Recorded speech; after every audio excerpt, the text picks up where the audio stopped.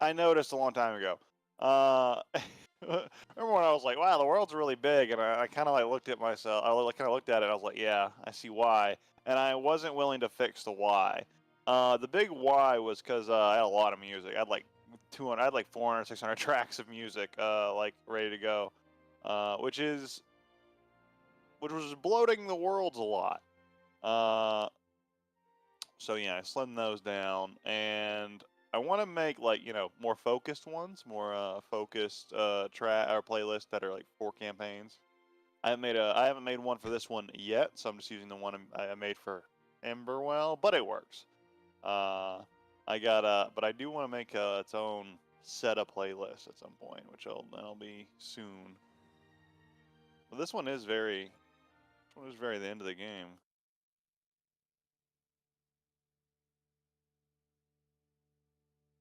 I feel like my audio's all off. I think I just have to readjust everyone like I do every week.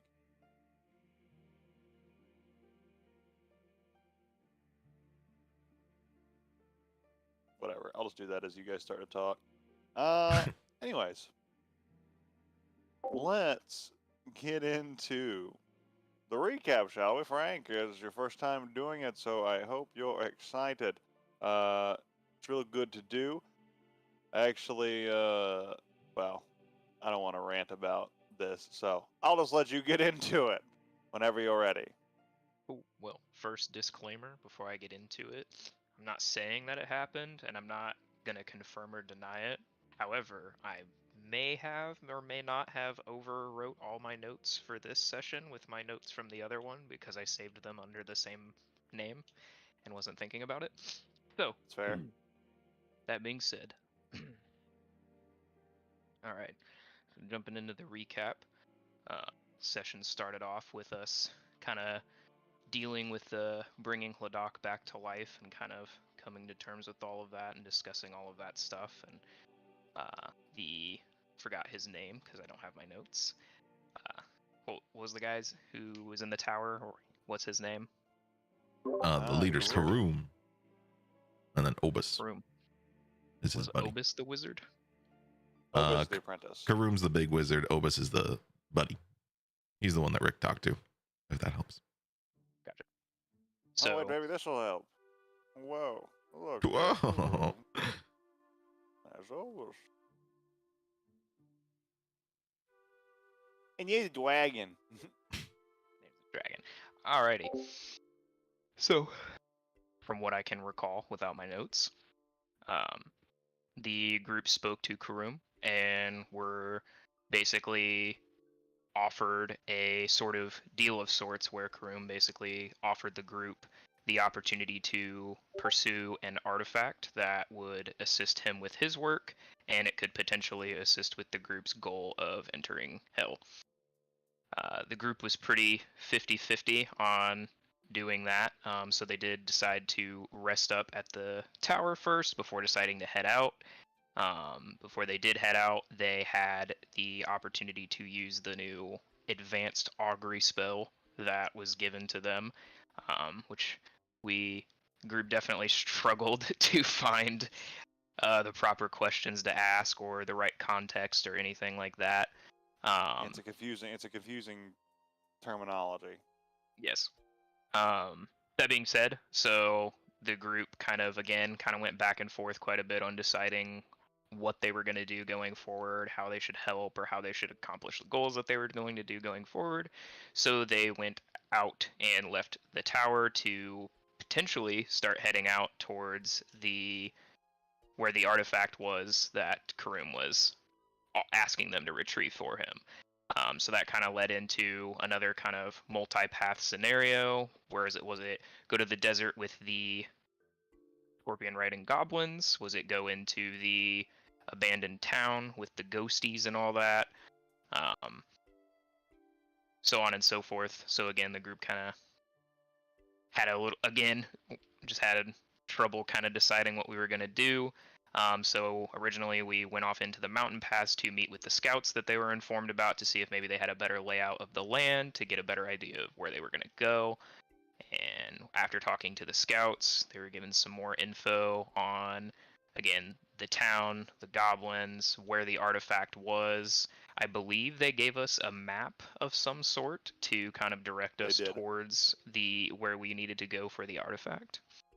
And Gave you a then, rough map of the right side of the valley, or correct. the eastern side. So then the group also was given a lot of lore tidbits here, which again, I do not have my notes, so anyway, so they decided to kind of follow along this kind of path right here, and that is where they met with a minotaur who came from the spooky city over here, and he basically informed them of a couple of his comrades that were captured there, or he lost them there, and the group decided to help and kind of sort of on the way, but not really. They decided that it wouldn't be right to just not help the guy. He clearly seemed sincere and needed the help, so that is what we decided to do, and that is where we are at currently. Yeah, and that is where we pick back up. So,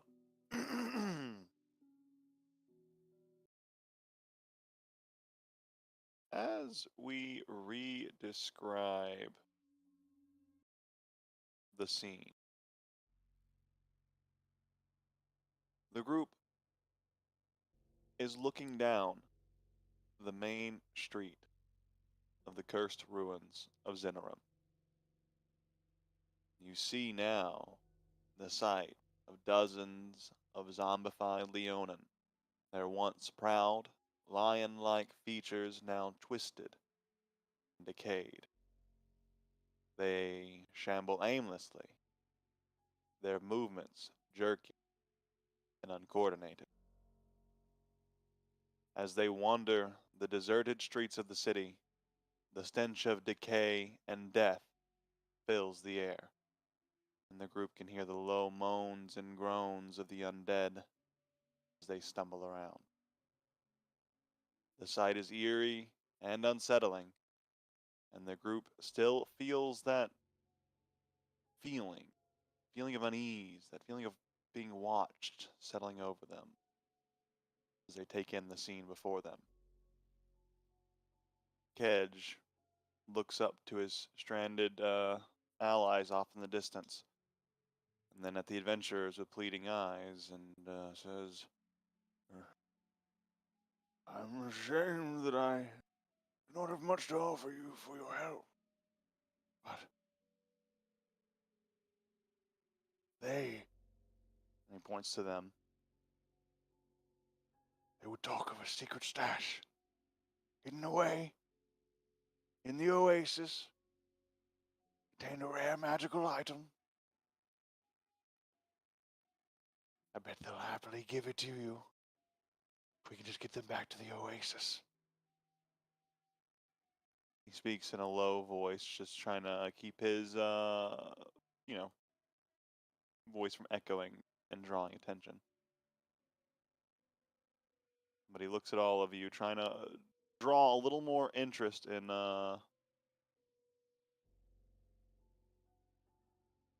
aiding.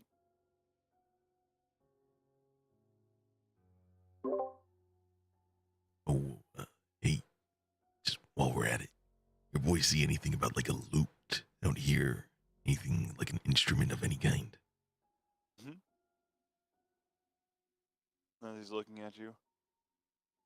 What an odd question.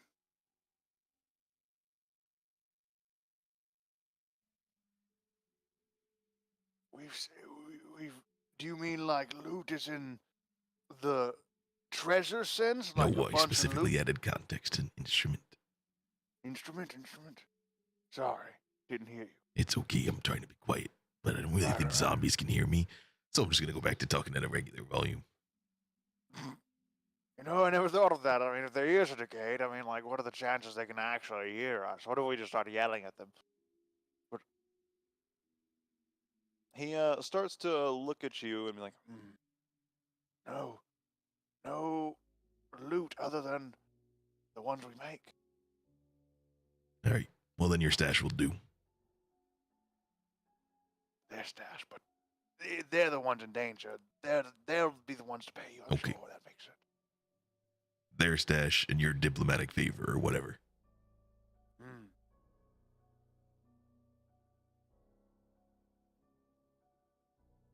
He looks at you, looks back at them, looks at the shambling mound of undead, and as you guys are kind of gazing on at this, a creature shambles out of a nearby shop. Its unnaturally long arms dangle and swing with each step. Blood-red claws at the tips of these unnatural arms scrape against the ground with a sickening sound.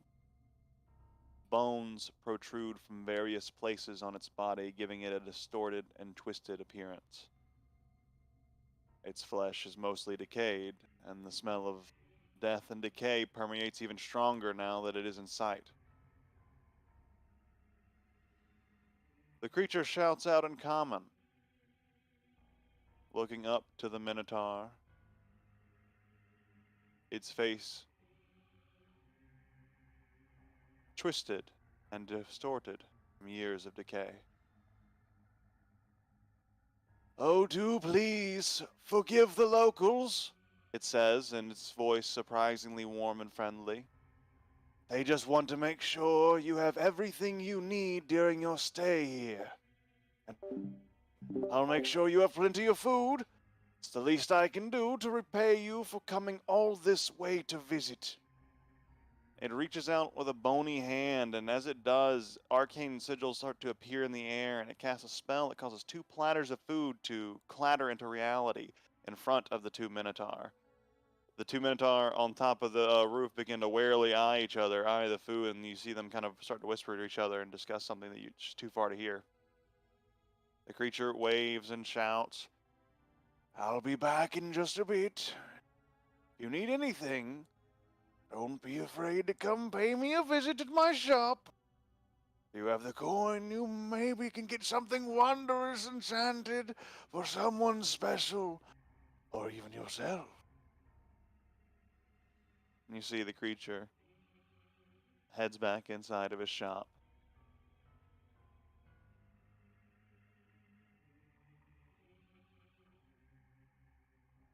I'm gonna guess that's the enchanter. Just a wild theory. I don't see what the problem is. He seems very nice. So, Aladok, it seemed like you had a solution. You said something about a blender for all these undead. Yes, I am. I'm good at the hordes. Do I need to like boost up, or do you think you got it? I mean, I don't believe there is such thing as overkill when it comes to the undead. I think moderation is for cowards. I liked it. And he's gonna take out a spray paint and start doing his runes.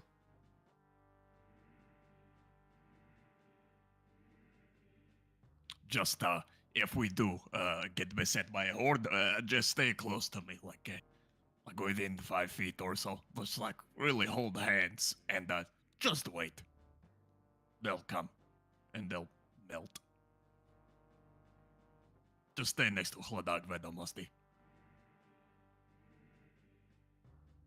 Correct me if I'm wrong, but I thought that they were in danger. Again, he seems like a nice guy. I'm confused. I thought he was a bad guy.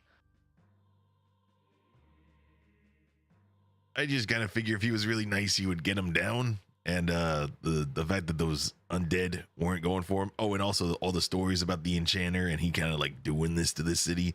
Seems like he's just kind of in charge and probably doesn't seem like the best guy. I'm going off context clues more than anything, but you're right. Him giving the food was pretty nice. Maybe we should talk to him first. Maybe he'll give us some food. Not that I eat food, but, maybe you guys are hungry. I could go for a snack. Yeah, see, he could go for a snack.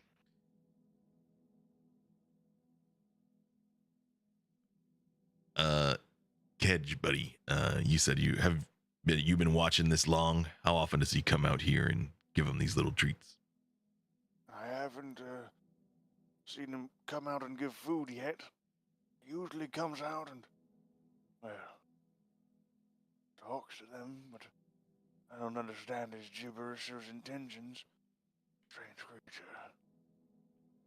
Gibberish? That sounded like common to me. Yes, it doesn't make sense, though. These aren't guests, these aren't what he calls them. It's as if he doesn't see things clearly. I see.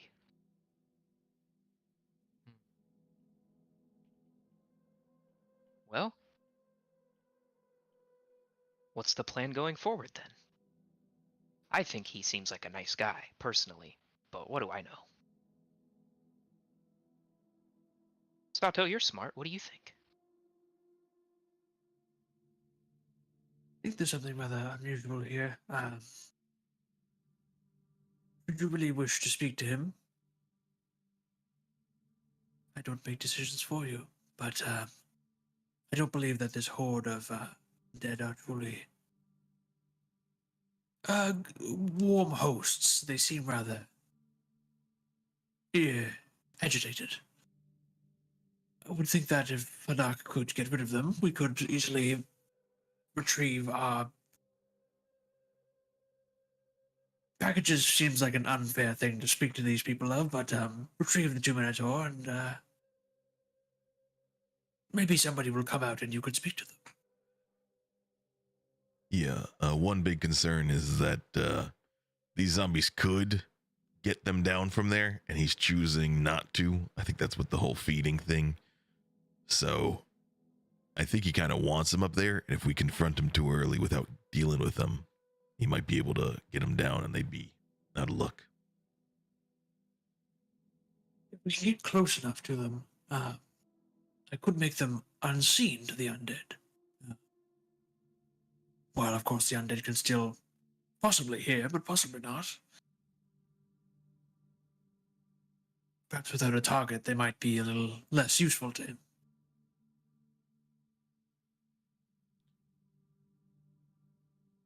And Oogie, he walked into this building as far as we could tell? Just theater of the mind it, because I'm not on that Okay. map. Another possible concern is that if he can control those zombies, he can, and we go to talk to him, they could circle in behind us and we'd be stuck. I'm still willing to talk to him, but I kind of think the blender idea is going to be our best first bet. Good opening gambit for a discussion.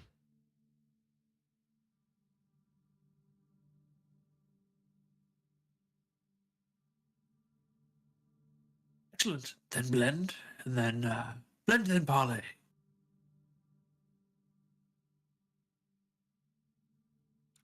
Okay. Blend first, parlay after. Yes? This is only if you really think there's no way to help these people, because it sounds like they're all just cursed. I mean, there are ways to help them, just not the ways that I can do. So is blending them ethical? Hold on, make a religion check. Sure thing.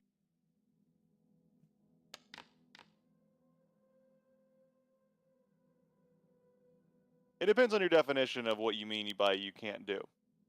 I'm thinking specifically to cleanse the curse of a village, thinking of Hallow.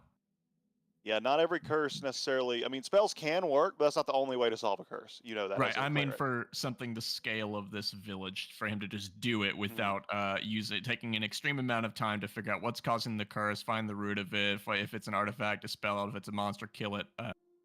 Kind of the, can I fix this right now? If I was a better cleric, yes, but otherwise, no, we're going to be spending a lot of time here. Right, you don't have a mechanical way to do it. Right, I don't have a spell that I can just solve the problem, so we can either investigate this and do this the old-fashioned way, but either way, it would have nothing to do with Hladak or him being a cleric. It would be find the root cause and deal with it, or don't. Yeah, we had the whole Hallow talk last session about that. Yeah. That is the typical way, because most clerics don't get to the power. So the typical way of rooting out curses is the old-fashioned way. Yep. But that is something Hadak would know. So, there is the way we will find what is causing the curse and dispel it or kill it or remove it or do whatever favor needs to be done whilst fighting off a horde of undead throughout. Or we blend and then we fix. Or we ignore entirely. But those are honestly the only three options. Don't blend, solve with issues. Blend, solve with less issues, or do not solve, ignore, go to hell.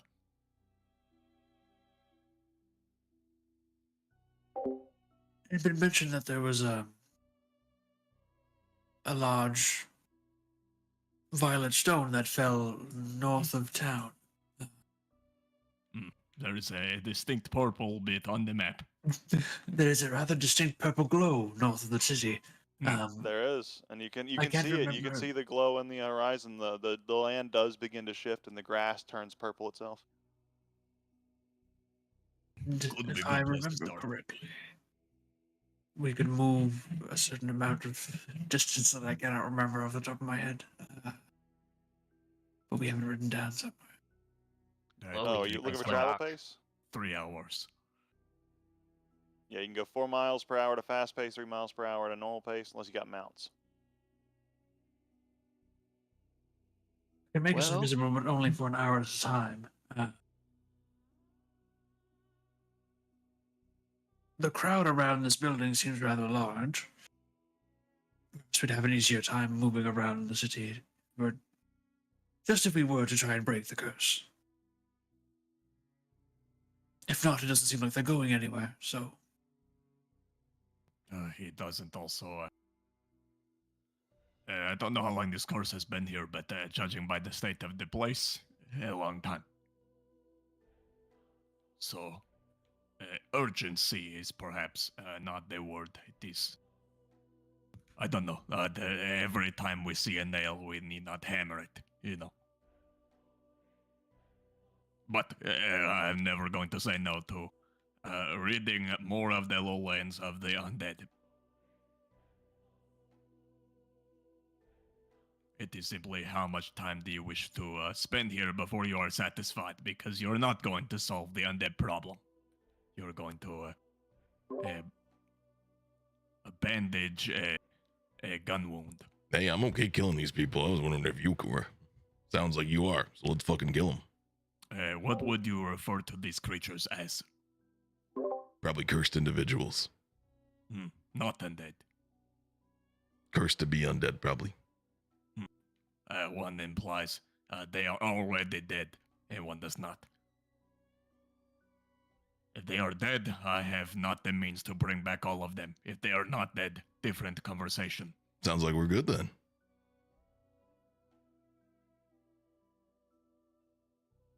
I think you were the previous check with a 14. Well, I'll just leave it at that. I'll let you continue down this. All right, let's keep bashing.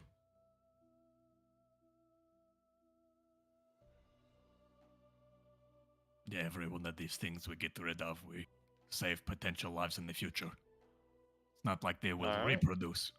What's the plan? Just charging in, gonna attack the first horde you see? I think Ladok, if we're kind of following his lead, is planning to waltz through the village.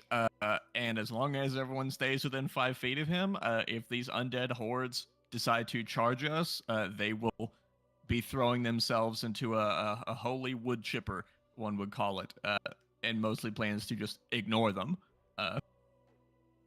Just basically let Spirit Guardians do its job. Let's do it kind of narrative and like narrate step by step. So you guys are stepping forward and like casting Spirit Guardians, or what's going on? What's the order of operations everyone's doing?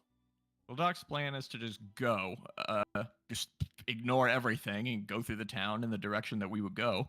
And in the event that we start getting besieged by things, if they are undead of a level of consequence and not just like mindless thralls ad infinitum, then yeah, probably spirit guardians. Otherwise, yeah, round them up, turn undead, and melt 100 of them. He's kind of built for this. For his Oh. backstory before the party is he went on crusades, and his thing, he can destroy swaths and swaths of undead, which isn't a great accomplishment, honestly, but because it's like, great, you've taken a drop out of a lake, but he can do it if we need to get Yep. through. But just okay. So you're starting to walk forward. What are you doing, Satho?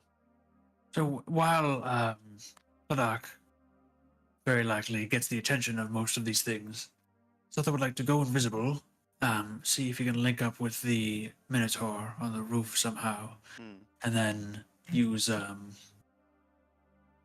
dead walking to turn us all invisible to try and see if they can lead them out of the situation.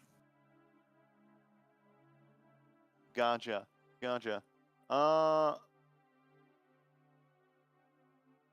right. So, what are you doing, Rick? Rick's just probably there, sitting, waiting as like a guard for Satho or Holodog from the undead. Probably Satho And, more likely because Holodog seems like he's got it. Gotcha. And what are you doing, Outer Queen?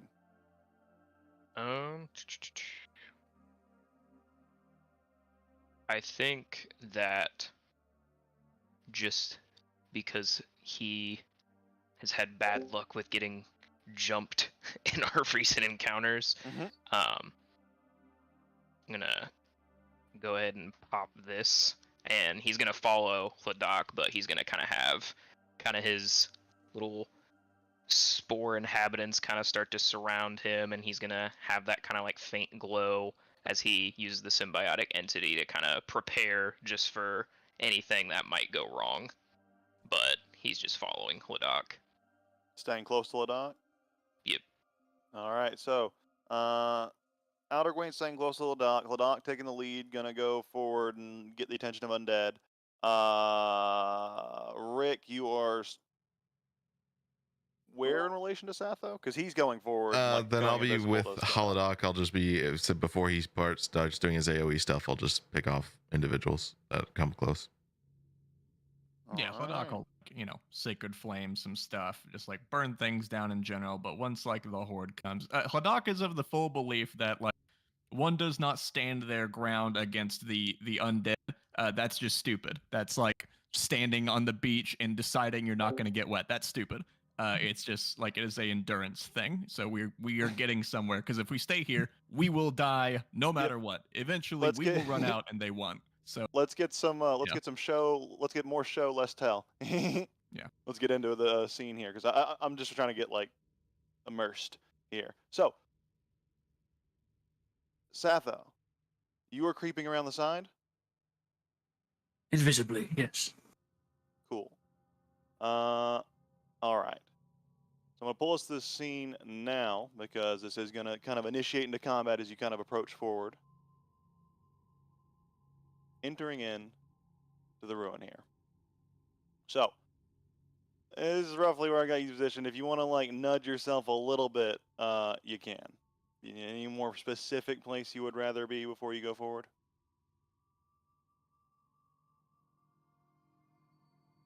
I'll just move to the other side. Feels like. Oh no, there's. Yeah, you absolutely unless there's a. Yeah.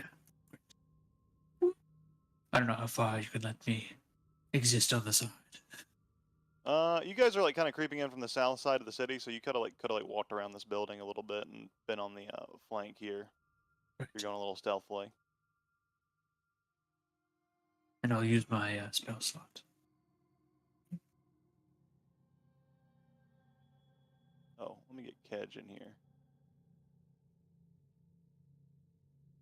Would you guys have wanted the? Would you guys have told Kedge to stay close, far? Probably very close, because the further away from Holodok he is, the more in danger he is. Oh shit! I don't think it updated his health. Hang on. Is that right, or did you guys have a different idea? That's what I was figuring. No, I mean, I would agree with that. I mean, if That's what Hladok Hladok's said. kinda- Stay within 5 feet of him. you, Oh, Setho throws Is going 10 to- pounds of within rope on 5 the feet floor and- so he can run further. It's gonna be a big sneaky bull. Sneaky boy. He's real big. Dang. Yeah. I really like Sato because since I've joined this campaign, I'm pretty sure the only thing I've seen him do is go invisible. That's his specialty. That's what. Would that's you what happens. believe me if I told you I think Satho has a higher kill count than the rest of the party combined? That might They're, actually like, be true doubled as over. well. Oh, he gets a lot. He gets a Satho lot has of dubs. murderized some things. That ice do be doing work. It does. Absolutely does. We found cultists and Satho like, well, we chose violence and just fucking murdered like Mhm. 7 of them. Eyes unemployed chose the now. wrong side. Just killed them all. Like, fuck, okay. They were very weak. I expected them to really put a more fight. I wanted to just hurt them. Instead, I murdered all of them. They cultists, they don't have rights. That's true. Once you sign up for a religion, you sign those rights away. Unless So it's authored by the state, then it's fine. that's true. As you begin to make your approach, Hladok, you begin to kind of grasp onto the holy symbol, and we are going to roll into a little bit of combat here, as these big mounds here just kind of represent the hordes as they are. Didn't want to have 30 million initiatives. Each of these I've been hordes able is to- probably about 8 to 9, maybe even 10 zombies each. What I've been able to cast Spirit Guardians as we enter the town. Yeah, absolutely. You could be having that pop up as at the start of combat, like right when we walk into a view, the spell starts, and that will begin our combat here. And we'll kind of do this in initiative just to see how this goes. Oh, that's very dramatic all of a sudden. I need a spooky music. That's what I mean. I need spooky combat music is what I need to get. That's a new playlist. But anyways, as you summon the Spirit Guardians, a lot of the undead in the town begin to kind of turn their head and tilt their attention towards you coming into view. They moan, groan, and begin to shamble towards you in a unison. It seems that let me see here. These two have noticed you for sure. Let me see if the other two hordes have noticed you yet. You're making a spell, but they are pretty far away. This one back here doesn't seem to notice yet, but I will try to keep in mind that he is, that horde's shambling around. This horde, however, does. Cool. All right, everyone can go ahead and roll initiative. That's not his name. There we go. So many 19s. Goddamn. Very nice. And now we hit this. I'm gonna roll the guys on the. No, I'm not. I'll roll them when they need to move. I might not even roll them at all. I might just. Oh no, I will need to roll them when they start to move. Yeah, I'll roll them when they start to move. Or would it be better if I roll them now? It would be better if I roll them now, so you can plan around it. That makes sense. I Not don't that it really like to plan matters. around it 'cause that'd be meta. That would be meta. Satho. It's your turn. You're invisible, and you see your allies beginning to engage with these undead. I will dash, skirting behind the buildings. And that will be my turn. All right. Rick. it's your turn. Hladok, I want to run up and bash this guy. Is that what you're gonna do? I am going to walk towards the house. I am going to wall up, walk there, wait until the job is done, and then leave. I have no intentions on brawling these things. Not right. I'm just gonna walk up.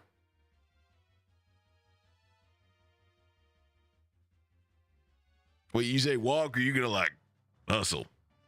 Mm-hmm. I am walking. All right, cool. And then I'll stop. He'll hold his action to punch if this thing gets closer to him. You got it. Ladakh. Oh. Oh, Sorry. there we go. Ladakh. Yeah, Hladak is going to wait until Alderguin moves and then move with him. Oh wait, no, I'm not, because it's an action to ready that. Never mind. I'm going to take the dodge action and walk forward You got it. to. Yeah. He's gonna go to like here. Yeah.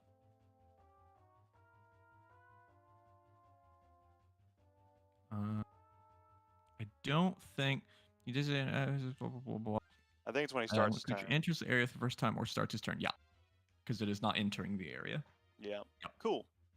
The area is entering in. Whoa. So, anything else for you? No, dodge action. That's all. You got it. Cool. That's going to bring us to this one who is going to shamble forth a little bit. This horde's going to shamble forth a little mindlessly. Oh, it's not very fast, though. It's going to dash to get close. Ooh. And that's really as far as it can go. This one is looking down at you, and he's like, "Ah! It seems our cowardly friend has returned. I think he's going to help us this time. It looks like he's brought reinforcements. He's done something right for once. Great!" This zombie is going to go ahead and make its dex save. Or it is a dex save, right? Spirit Guardians? Spirit Guardians wisdom save. Wisdom save. Here, Oh, even worse. we can just Wait, do- no, it's actually the same. I can just like do the spell. Force it? Forces it. I've already made it. Well then, I guess you'll manually apply the damage as well. Yeah, just go and roll the damage.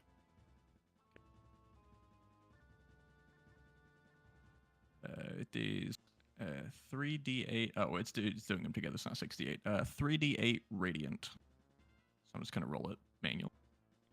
Heck yeah. This much. And also, this area is difficult terrain, or it's not difficult terrain. Its speed is half, so it stacks at difficult terrain. One thing that I like to do for... There we go. Cool. Keep track of that. Alright. Does that work? Cool. Good. Yeah, you apply. You get a little bit of damage. You almost destroy one of the zombies, but you don't see it getting it. It's like just now kind of getting into the horizon, but or getting into the Spirit Guardians. So then it is going to continue its turn, move forward. Oh, we'll punch it. Rick, yeah, you can, like, some of the zombies are shambling forward, coming at you, claws extended, and you can whack them. Oh. 13. Ooh, that hits. Ooh. Oh, shit. You, like, punch through the zombie that Hladak killed. You just, started frying up. You just smash through, and then your fist continues, carries through another one, and smashes that one, too. Looks like you killed, like, 2 or so zombies in that blow. And Oog, I don't know how this is going to work with these hordes, but when I punch things, they have disadvantage to attack things, not me. I don't know if it's just the one creature. Yeah, the or if it's- hordes are one big monster Cool. block for the Okay. purposes of mechanics. Gotcha. Okay. Then that is it. No bonus action. Oh, shit, he didn't do his turn. That's right. He almost tricked me. Let's see. After that, I think the zombies are going to split the remaining attacks they have between you. So there's about 6 or 7 zombies in this horde left. And They all have disadvantage to attack me anyways, because dodge. they but sure do. True. His Thunder Gauntlet thing also exists. That's true. Let me... Disadvantage 1 to you. And then 2 to you, Rick.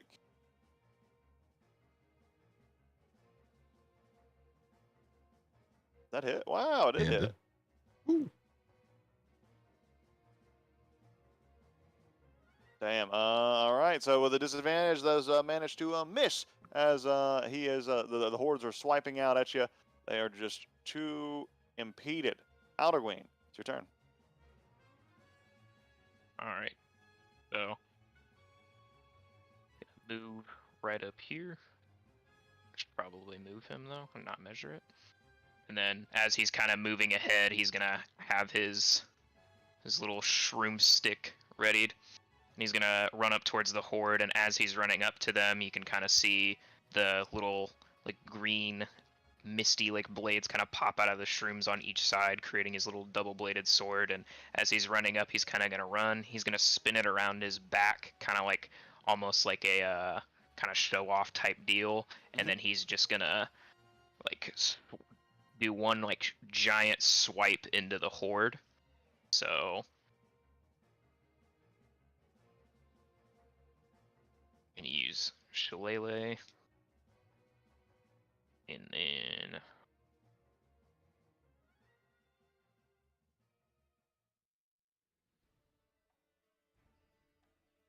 since I activated his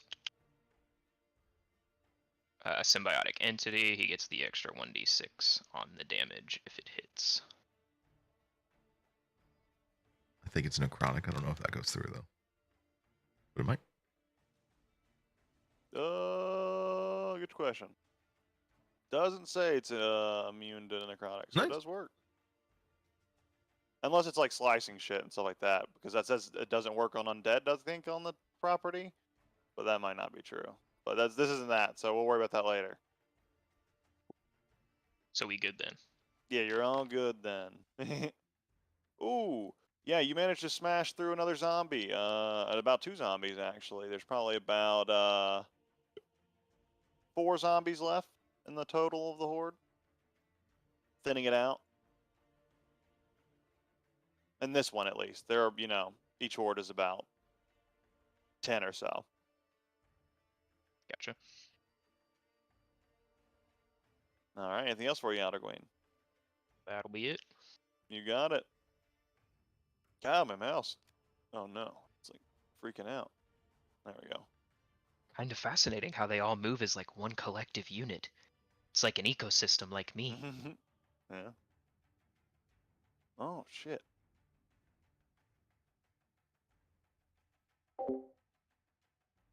Anyways, as this one kind of looks down, he kind of responds to his friend. Oh, you're too hard on the boy. He's just trying to learn. He won't ever learn if you keep being so stern with him. And then that's going to bring us to these.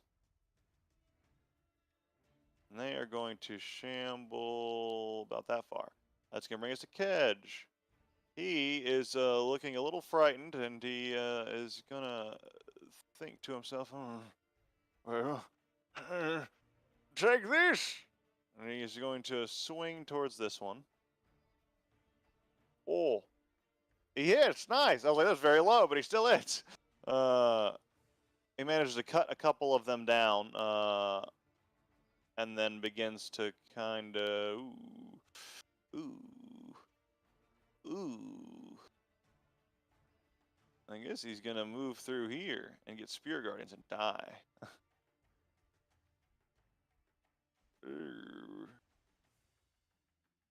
This is not good. Well, I guess he's gonna take that attack of opportunity.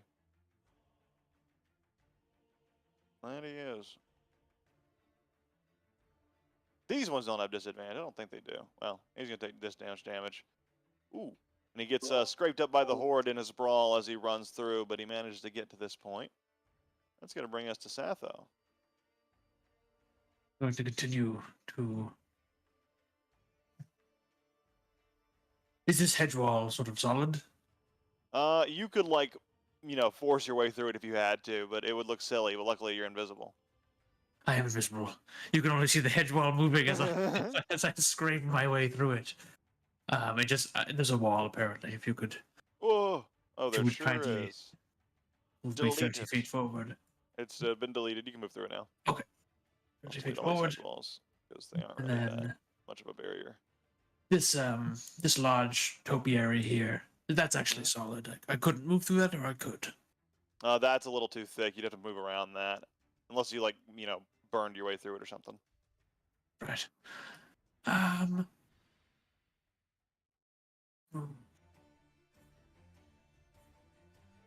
Dash that way.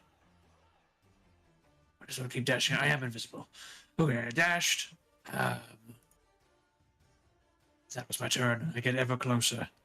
Very cool. As Satho creeps ever closer to the top of the building. Rick, the zombies are kind of closing in from either side, but Hodog's beacon of light, or anti-light, or twilight, is looking to Black start light. to blast them at bay. Yeah, black light. Rick, what are you doing? Oh, I moved that guy. I'm cheating. Damage.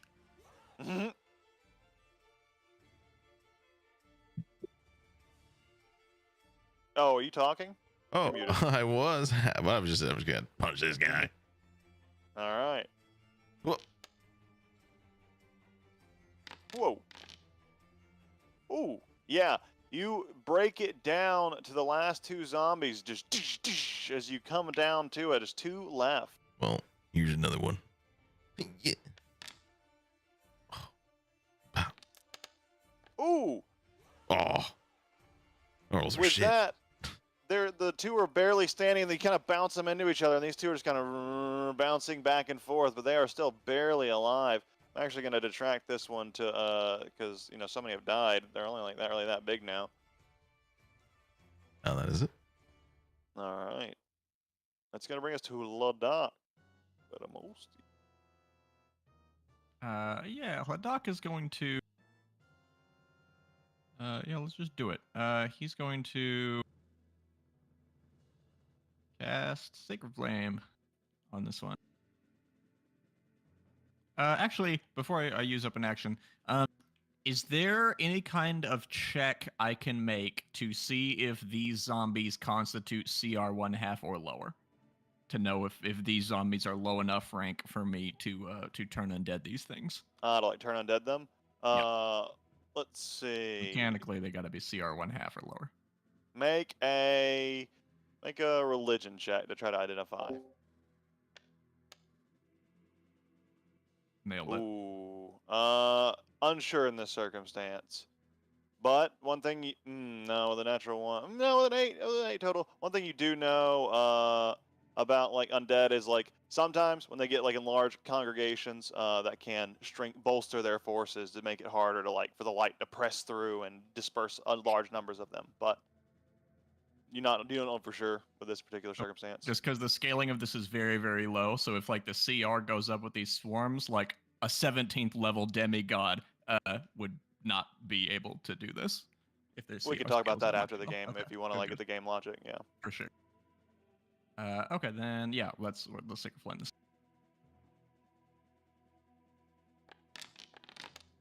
All right. Powerful.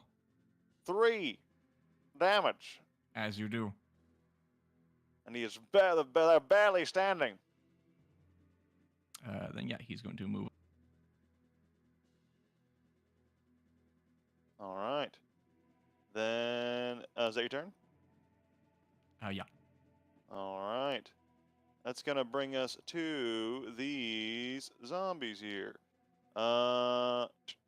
This one's gonna start to come forward. It's gonna take its dexterity saving throw moving into the area here. Yeah. Wisdom save. Wisdom. I don't know why you do. Oh, it's the same also, modifier, anyways.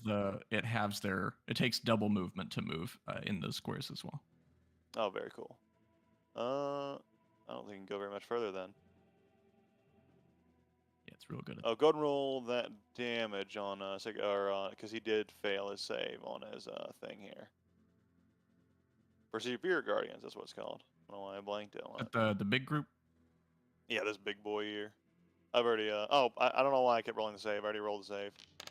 I gotta remember you can do it. Well, he failed anyway, so it all worked out. That's a better roll. Yeah, with that, you see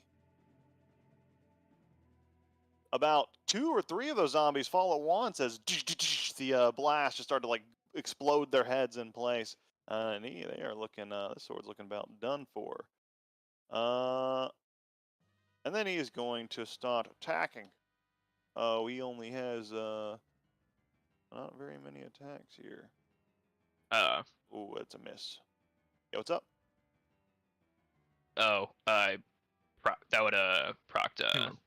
Otterglane's Halo as well. Oh, yeah. Oh, con save. Con save. He rolled a 19. So the spores are kind of just gonna go after him, and then as they kind of go into the horde, they kind of don't really do anything, and then just kind of disperse. And they find they find trouble, finding purchase on these already decaying forms. But anyways, they already have they run into rival mushrooms and spores that run them off. That is his turn because he's made his nice thing. It's gonna bring us to this fella who is just kind of watching on pensively, seeing how this battle turns out. Well, actually, seeing the fight, he shouts out, "Would you like us to come down there and help you fellows fight? Are we slaying them all?" We are helping you, not the other way around. So stay up here. Stay out of their way. And he looks at his ally, like, all right. And anyone else is free to speak up and say, "Fuck that, that's stupid help." But that's what I point. Absolutely. That if these guys could fight these things off, they would have. Go ahead and roll. You can do the Spirit Guardians on this one if you want to target it, because it's his turn. Yeah. Does this work? Yeah. Here. Oh, that's making me do it. Weird. Oh, let me I just see if roll I the click damage, we'll do it? the. Okay, see if you roll damage. Oh, cool! It did it. Perfect. So as this radiant, your thing does radiant damage, right? Yeah, it's Perfect. radiant or necrotic. I'm always Yeah. going to choose radiant.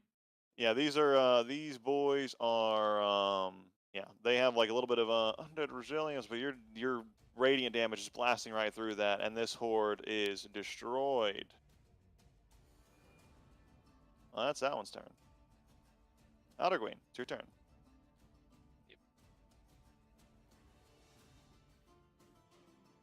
All right. So, believe this would proc again then, since the start of my next turn, so that would give me my reaction back. So we'll start off with another Spore Assault on the big horde here. Use your reaction when you creatures move. Did this one move? No, it's here to use the. Oh, The Or Halo if is it only when starts- they move. yeah. Yeah, after no its worries. turn. I misread the part where it says starts its turn. I thought it said it was either or, but No worries. well, Anyways, in what you that doing? case, he is going to leap in with his double-bladed shroom sword into the horde, and he's gonna kind of just do the same thing. He's gonna kind of do like a big sweep with it and just try to smack as many of them as he can with the sharp side of his shroom stick.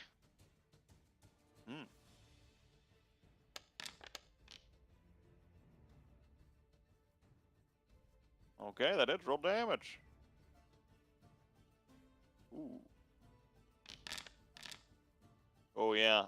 With that, you slay another couple of zombies, and there's only like 2 or 3 left now. They're almost all dead. I'm helping for once. Kinda. That's gonna bring us to this one's turn, unless you have anything else. Nope. All right. He is just going to. He's badly injured up there, so he is going to take their advice and chill up out here and heal. This horde is coming in. It is going to start shambling around here, and Kej is going to.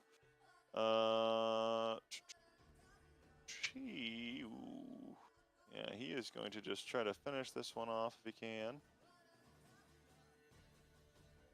desperately swinging. He hasn't been swinging very well. He's been rolling very low, but it's not like, super hard to hit zombies, luckily. And he is a big Minotaur, so he's quite strong. And he manages to cut down the last bits of the horde. I believe they took radiant damage from your Spirit Guardians last turn, didn't they, Ladot? Say that again? Yes, they would have. This one took radiant damage last turn, right? Yeah. Cool. Then, yeah, it is blasted, and it is dead. And he looks around. Hey, I got a couple. That's gonna bring us to. Oh wait, that was Kedge, and that's gonna bring us to Satho. The trunk on the back of this carriage, is it low enough for Hobseth to sort of hop skip onto the top of the carriage? Yes, but we'll say that would be an acrobatics or athletics check to do that in the time frame. Sure. So let me move 20, and then we'll do the check. See how well Satho can jump on a trunk. It takes an extra, it's basically difficult terrain at this point. So like everything's like 10 double of movement to like try to like hustle over there. It's like, and you're not doing very quickly, and your bones kind of creak and pop into place as you're pushing yourself up. All right, so that'll be 30, dash for 40, and then. And now the ladder, you're good. You can like just climb up this ladder. Gotcha. 45, 50, 55, and then I'm within 10 feet of him. So then we'll. You see this one is beginning to eat his food the guy gave him. Do that, Minotaur. Is it a ghost? No. I'm here to aid you. I need you to step 5 foot closer to the center of the roof. Will do. You're talking to this one, right? Yes. All right. Anything else for you? And I'll speak to the other one. You there. I'm sent by your Yes. friend Kedge to help you. Kedge. He's a good boy. I'm going to turn you invisible shortly. We'll make our way out of here. I need you to trust me. Rust. He looks down at his wounds. I don't think I have much choice. Fair enough. So I will. Good. And then that'll return. It's gonna bring us to Rick. Okay. Rick is just gonna be like, you want? I hear the ones over there. I can distract them while you just like blend them up.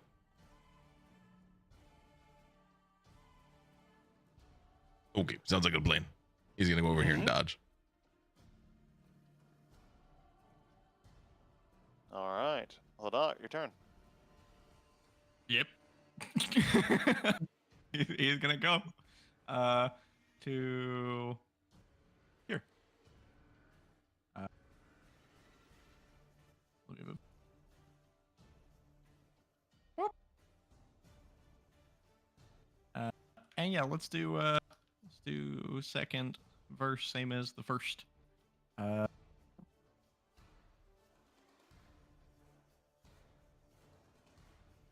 No, let's go for the big one. Hadaka is going to ready his action to cast Toll the Dead for after my laser beams get this thing.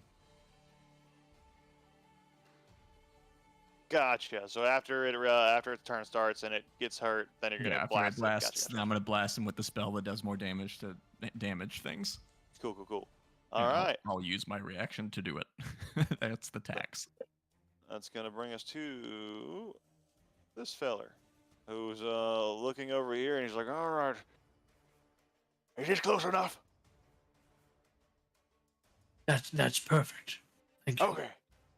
And he waits. Outer Queen. It's your turn.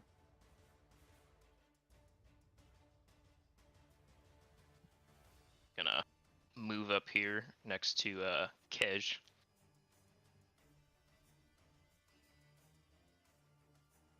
My new horned friend. Are you feeling okay? You look kind of rough. Yes, I am, but I I am rough. And he's looking down. You do see like wounds and blood kind of pouring out of him. He's getting a little woozy, and his head's like kind of dipping back and forth. Haven't really fought this much before.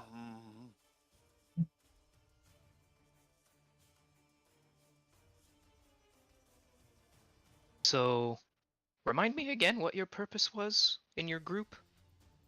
I'm learning to be a scavenger from them. Oh, He's not well- learning very well, I tell you what. First rule of scavenging, stay in the high ground. Second rule of scavenging, hope someone comes and extracts you from that high ground. And look, the rules pay off. Aldurin's gonna kind of lean towards Kej, and his eyes are gonna kind of shrink, like he's kind of. I think you're doing an excellent job. And then he's gonna Appreciate kind of that. reach out a hand to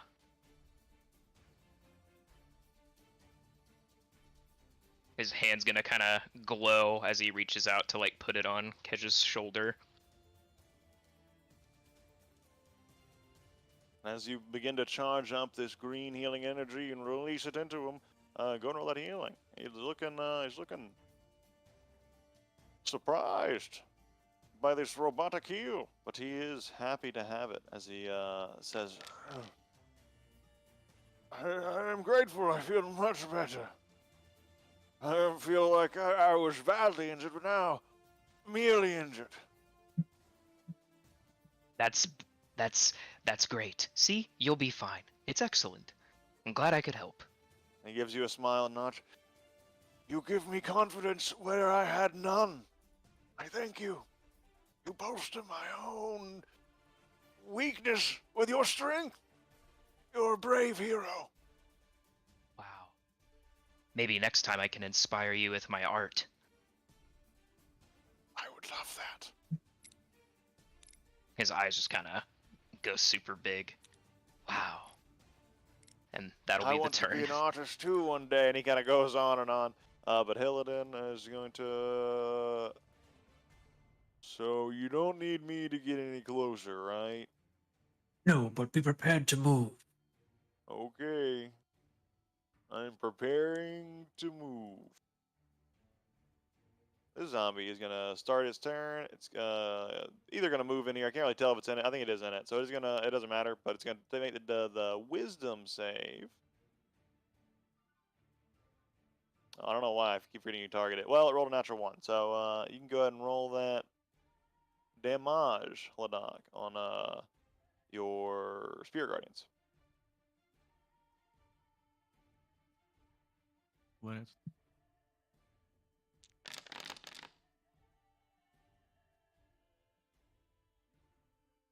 I don't know if it worked.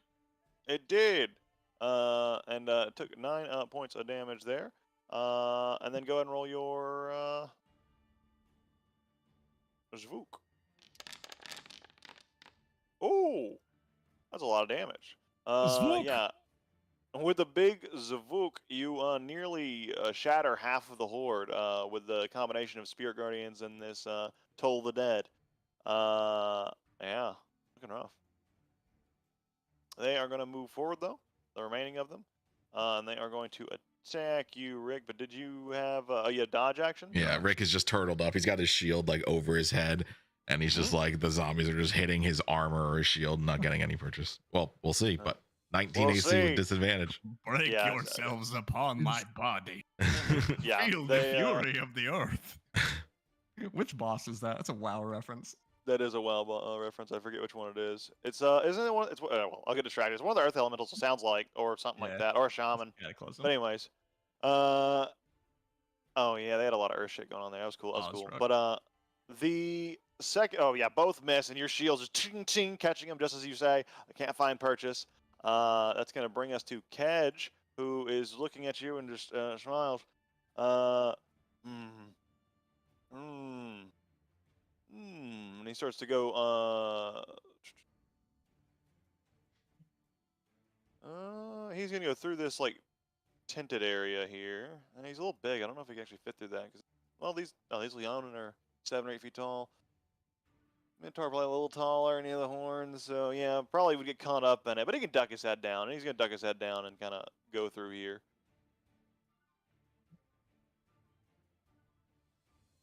I have found the inspiration to fight from my new robotic friend. I'm not a robot. I'm a construct, but I that's thought you were a fine. scavenger. Well, scavengers must fight too, must fight sometimes. And he looks up to his friends up on the roof. You would be best to remember that.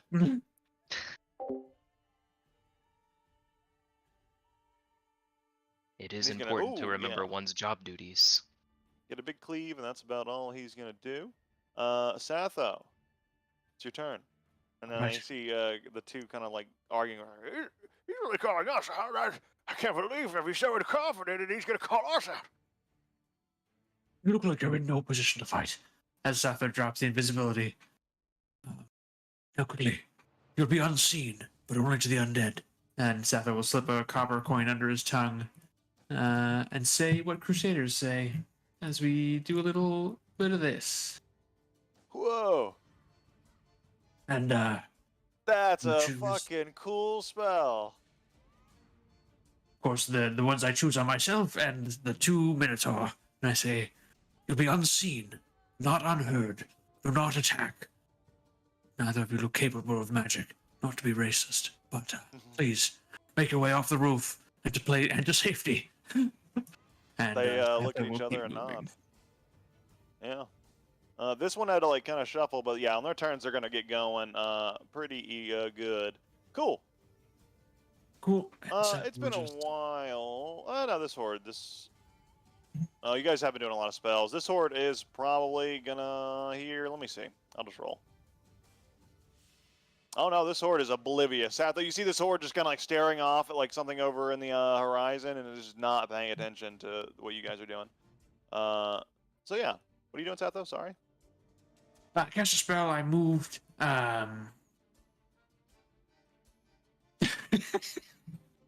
They do seem rather oblivious to sound. And I will end my turn. You got it. That's gonna bring us to Rick. Bop You bop. muted. Oh, No, there you go. yeah. All I was saying was bop bop. Bop bop. Pop pop. Oh, I'm rolling so bad. Does this 12 hit? I guess it does.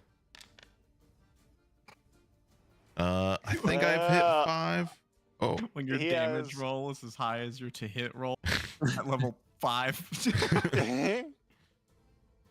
It's so nearly dead. It's like you see it I think I got one one more. little zombie just hanging on barely.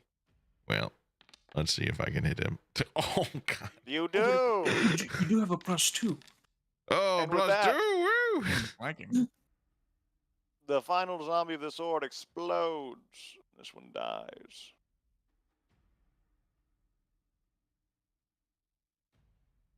That's how he comes out of his armored form. He tears it down the shield and just goes pop pop. All right. Anything else for you as this last one goes down? No, that's it. Smurfs to Ladoc. Okay, so these bros are up on the roof, and it looks like the ways up to the roof are these ladders. Yeah, they pushed. It looks like they pushed these carts here and then put the ladders up, and then they hustled on the carts, and the undead had trouble getting the motor functions to actually get all the way up there. Okay, then yeah, Hadak is going to move to here, and then I will dash to here. I'm just gonna move the. This is easy.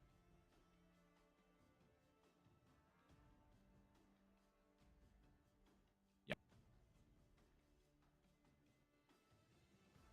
I'm moving and then dash to here. Who dis?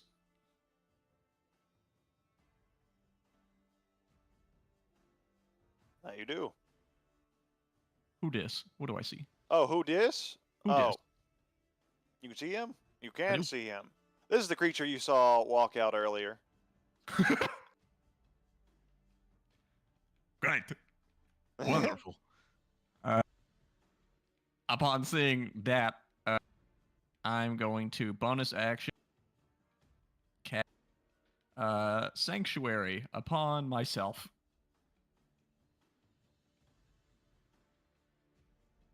Now you do, and you feel you I don't failed know your why own it- wisdom saving throw, Great. and now you are sanctuaried. Take that, stupid. Mhm. Okay, but yeah, that's my turn. Move, action Ooh. dash, bonus action, sanctuary. You got it. So yeah, you And I go. think Doc as he comes around the runs corner, past- He like runs peeks through past that. Rick and the guy, and it's like, I will watch the back. Get these people out. Go to the south, away from the undead. I will catch up. And as he gets to Hold that the final door. point there, he like peeks through the window and sees that, and that's the moment we leave off on. This one's gonna move here and the way forward seems safer now. Excuse me. Oh, please. So it's 20 feet down. So he's used 20 feet to get here. He's 40 feet total. It's one move for him because they're pretty fast, and he's going to jump down another 20 feet. And then he's just going to try to get to safety. He's like, how are we over here in the safety of this shrubbery? Alderguin, it's your turn. Mm,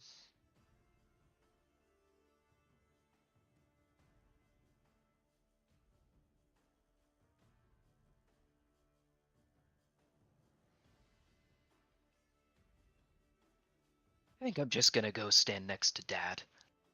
Mhm. I feel like for the most part we've done a great job. So not sure what to do next. I love Great that. job, everyone. I love that. I love that scene of like the robot just walks over to his dad and then just looks down to him. I think we've done a great job. I mean, we have. Yeah, actually, yeah, you guys have killed like 30 or 40 zombies right now. You're doing pretty good. I know you guys have killed about 30 zombies so far, and then there's the 40 or so mark that'll be over there. Cool. So, anything else for you, Outer Queen?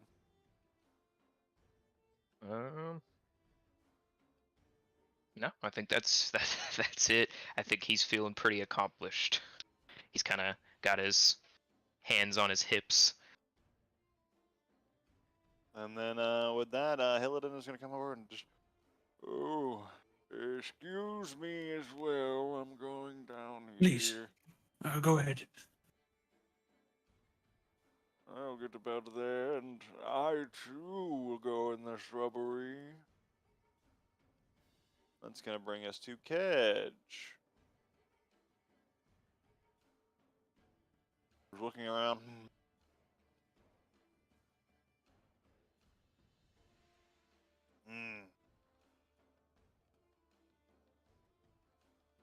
I will head here.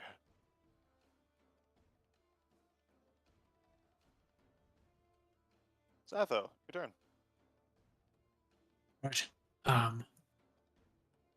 This will last for a decent amount of time, unless I need to do any spells. So please, yes, make your way towards the edge of the woods. Setha will climb down the ladder. This ladder is like about 10 feet down. Yeah, and then Cool. that's correct. 10, 15. I just need you to get down. And you could just hop down the thing with no impediment to your movement there.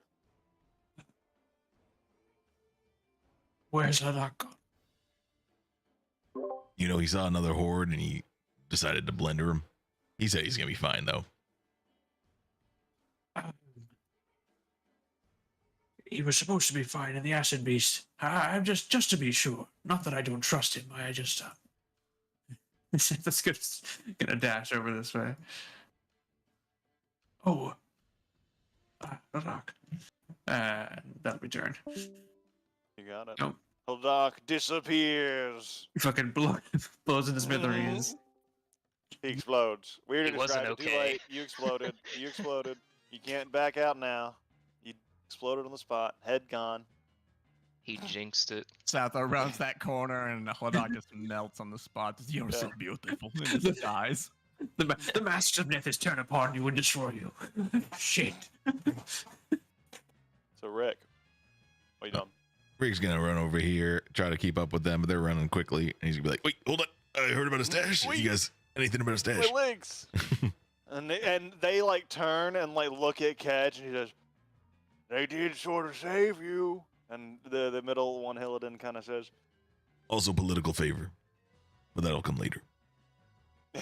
Hillidan kind of smiles at that like kind of retort for just a moment, and then his face returns to a dour frown. He shouldn't have told you about that, but since he did, he looks over to Krumbaran over here. Since he did, I guess we'll have to give you the item, won't we, Kedge? And Kedge kind of responds, "Yes, that would be for the best, I think, and fair." Krumbaran finishes. Fine. Get us back to the Oasis, and I'll get you this item. Okay, but we're probably the last people that need to hear about this, right? We don't need to tell anybody else about this stash. Whatever. You're the leader, I don't care. You seem like the most leader. Okay, 3 of them. With your beard and all, have the most hair. Let's That's go to how you that determine stash. leaders. Where's the You Oasis? see me, I have a lot of hair too. But I'm not a leader. So it's not mutually exclusive, the two. You don't have cool sunglasses either. It's true. But the Oasis is north of here. Oh, well, he's gonna be blendering up those lines. We can just go around. I'm gonna jump over to, unless you got anything else, Rick. No, it's Alright, so we jump over to Hladok. Question. I actually, I forgot to actually ask this question. So it's a DM thing. If I have Spirit Guardians going and I have Sanctuary on myself, and then an enemy walks in and gets hurt by Spirit Guardians, does my Sanctuary end? God, that's a great question. 'Cause, it's one of those where like, as written, no, but a lot of people don't. A lot of DMs don't like that. Raw, Sanctuary isn't stopped. This is Sage Advice. This is both, actually. Raw, Sanctuary isn't stopped if an already cast spell deals damage. Rye, a damaging activity ends the spell. Ooh. So, then So it it's- kind of yeah, still the goes to the question, is it an interpretation- activity? Am I like I'm not casting a spell? It's already up. If an enemy just runs into me, Yeah, rules as Doesn't end. intended. A damaging activity ends the spell. Good question. because What do if you so, think, I Moke? would like to obviously not cast Sanctuary because that's stupid. I would think You get Spirit Guardians a lot on your because you cleric, have to so- concentrate on it. I would think the act of doing that concentration is even just like a damaging activity. So I would say yeah. So it would break Sanctuary. I would say yeah. I think that's Rye. I think that's I'm Rye totally for cool sure. with that, as long It's as I not can raw. undo I'll the get- cast of yeah. Sanctuary. Yeah, you can. I will give you 100% like credence there because that is Raw, but I don't think it's Rye because that's even what Jeremy Crawford's saying. It's like Raw, that is what it says. Rye, Yeah. it does feel It's like one of that those is things the where intent. I always ask. Sanctuary is a weird ask your DM spell. Like at all times. I just forgot to think of that one. No worries. That's an interesting edge case. I might not even have thought about it if you brought it up, which isn't just to encourage you not to bring things up like that. That's always really helpful. But yeah, I think that makes sense because I think that the way Mooker explains it is kind of how I think of it too. So yeah, yeah, you wouldn't have to cast Sanctuary. You would know that. Then yeah, the bro, friend man guy. This is the thing that we saw like walk out like dumped food or whatever, and it was like Yeah. rather gentlemanly, but it's pretty menacing looking. Yeah, and its skull is more lion-like than what it has, but other than that, Yeah. it's not the Hladok one. is going to try to yell out. I think he's like completely disregarding that this horde of lion zombies even exists. He's just like looking off in this direction. I don't suppose you could call off this horde. And you We're hear. just Oh, trying to save the people, nothing personal. let's see. This horde actually isn't even an initiative, but it should be now. I just realized. We'll just kind of put it there. And you see this individual kind of start to come forward. I'm going to actually add him to the initiative too. And he says, who? Who's there? I hear someone shouting outside the shop. Hang on, I'll be out there to greet the new guest in just a moment. Okay. Then Hladok is going to move towards that area a little bit. To here. And then I will, again, I'm going to ready a spell. Let's ready. Yeah, I'm going to ready Zvuk again for if anything takes. Basically, if this guy takes hostile action against me, Zvuk. Otherwise, I'll blast the zombies. You got it.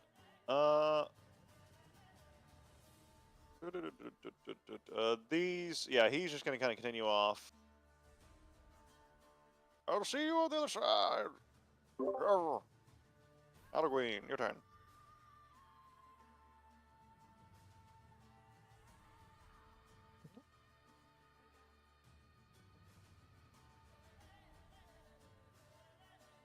Yeah.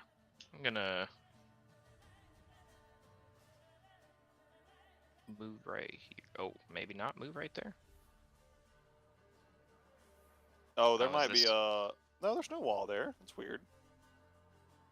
Oh, I know why. Oh, I see. Can't hold a spell. Oh, true. I'm Because just it's gonna bonus concentration. It action, becomes concentration when you hold a spell. bonus action dash. I think Sato might be right. Maybe we should keep an eye on Hladok, just in case. Just in case. And then, so he's gonna catch up with Sato, be able to keep an eye on Hladok, and that'll be the turn. Important note there, actually, Rick. I think Mook is right there, Matt. I forgot about this, but when you hold a spell, you are technically concentrating on it. Oh, okay. Then I couldn't do that. You're right. Then It would have happened earlier too, but we'll just hand wave that because it's like whatever. But yeah, no, I should have known that. I should have known that. Then I won't hold a spell. I will hold a Sunbringer's Beacon bonk. Bonk, le bonk. Yeah, Yeah, you got the if, bonk ready. If anything gets within range, I'm gonna fucking bean him. Heck yeah, cool. You got the bonk, the whacker ready. And Aldergreen, you run up around the right side here. See Satho there. What are you doing? Anything else? Well, everything looks to be taken care of over here. Wow, we did. We're great. We're great. We did such a great job. Hladok didn't die this time. That's wonderful. I'm ecstatic. Very happy for us. I didn't get almost eaten by a cave plant creature. That was great. That part didn't happen this time. Wonderful. Yep, and he's just gonna go back to putting his hands on his hips. He's just like surveying the area, like, yeah, it is all right. All right. It's going to bring us to this zombie order. Just going to kind of turn and notice Hladok and begin to shamble towards you. Take in the spirit. You can go ahead and target him with the spirit guardians and do the whole blasty blast as he approaches. I doubt it'll kill him in one shot, but it'd be cool if it did. Yeah. So he's going to walk forward and then make his attacks. That does bring down.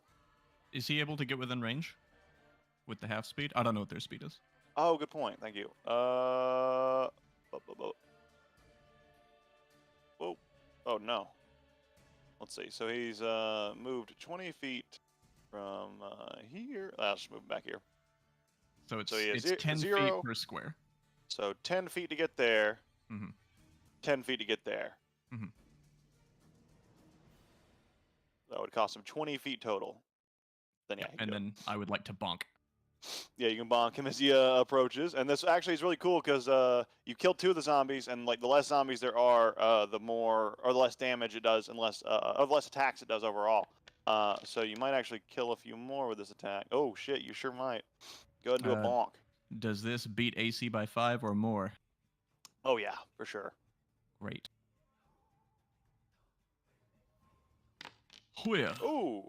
Yeah, you manage to kill yet another zombie. You managed to kill 3 zombies. No, not 3 zombies. 6 zombies. Like within those series of attacks. Looking much weaker.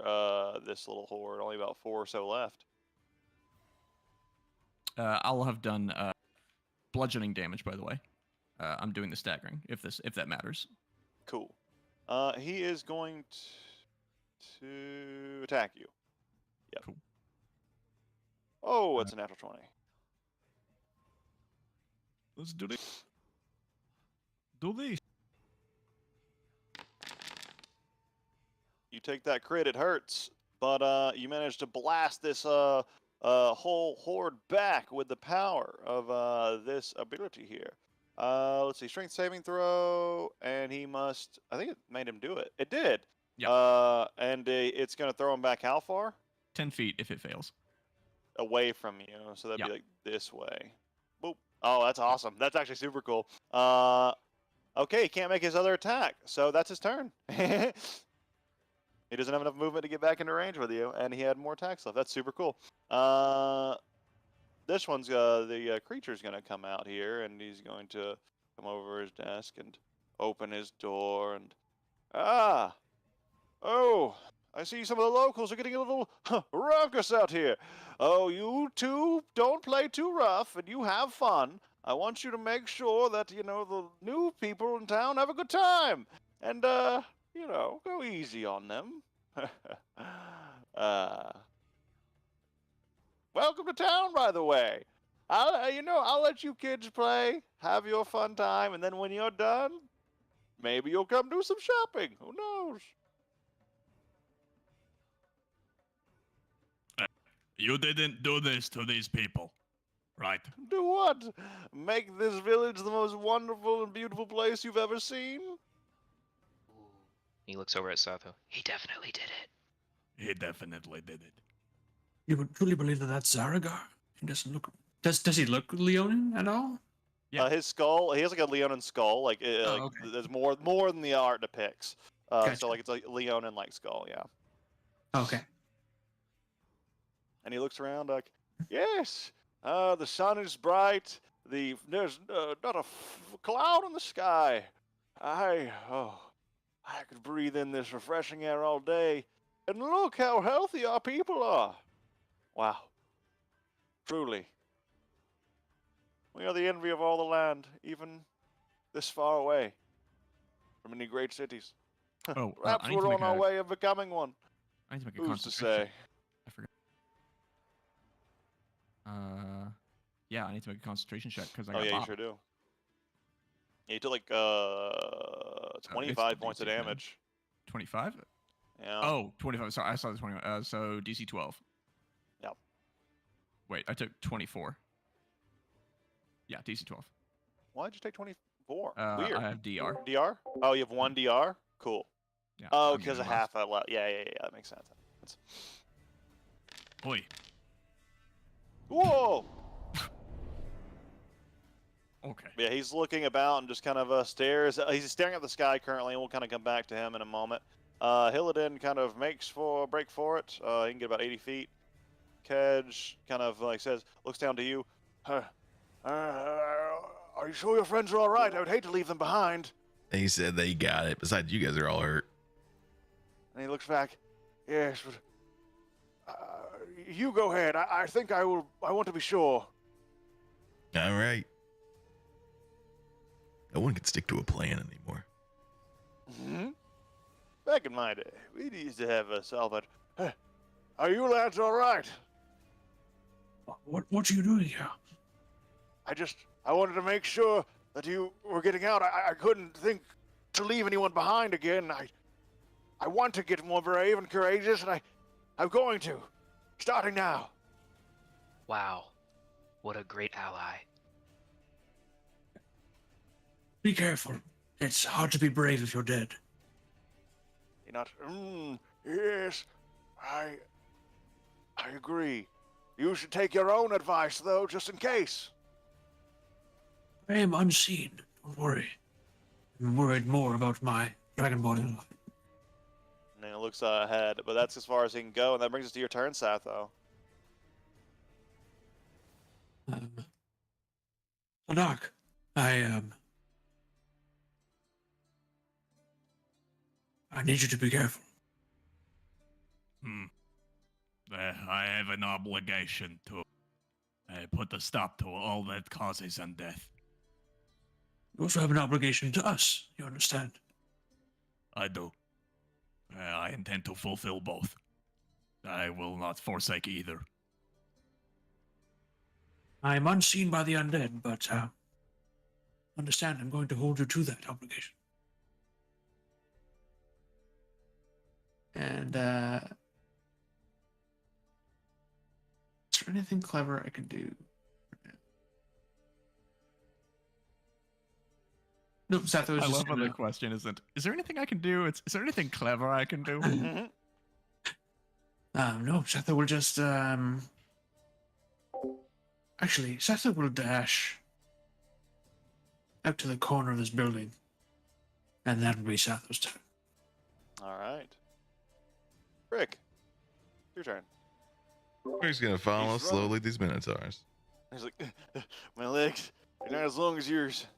Slow down. Wow. I may be slow, but I'm a slow charger with the right shield. If I had my bike, you wouldn't be getting so far. I promise you that.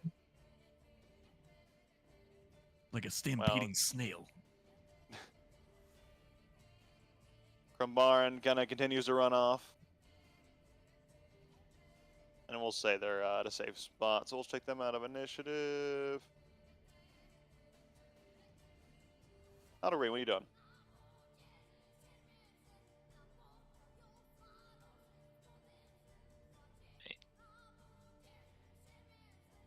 Hit it again. He's gonna move up to Hladok. He's gonna, seeing the damage that he kind of took, he's gonna quickly reach out his hand, glowing that green kind of color again to indicate the healing, and he's gonna just lightly, like, smack him on the back to heal him up. Yeah, they do.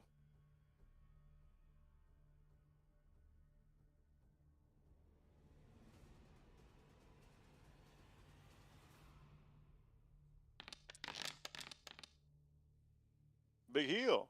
Ooh, very big heal. Nice. Very cool. Anything else Oh, for cool. you? So if I do McQueen? target him, it does it automatically? Yeah, It yeah. healed me. Yep. I'm all good. Certain spells aren't programmed to do the healing, but I think most of them are now. Who knows? But I think they do usually work, and it's Yeah, easy if to you change go to it if the they spell and go in the details, and there's like the damage type drop down, and one of the options is healing. healing, and then it works like that. It's really cool. Anyways, anything else for you, Outer Queen? That is gonna be it. Very I'm cool. glad I was able to make it here this time. This horde is going to shamble towards you. It is going to take that opportunity attack, but also whiz. Or did you? You didn't prepare this time, did you? It hadn't been your turn. That was last. I Wait, think- it has. I What'd think we you do this skipped turn? me.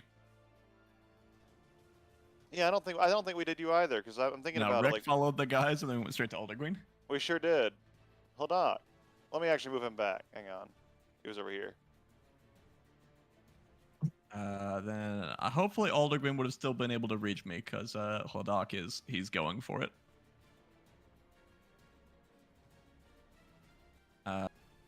No, he's gonna actually stay where he is. But I am going to upcast spiritual weapon, and I'm gonna put it on the. I hesitate to call him the boss, but the boss. Hmm. Here we go. This thing. Third. I'm not gonna do the attack. Let me pull the face. To here.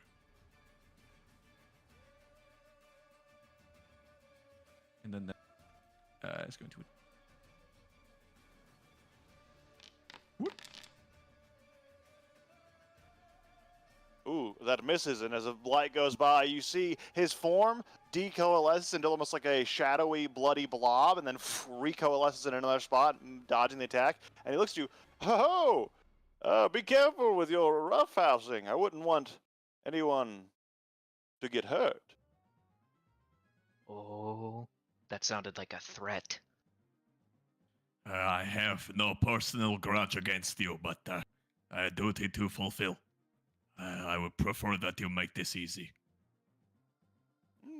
I know not what you speak of, friend.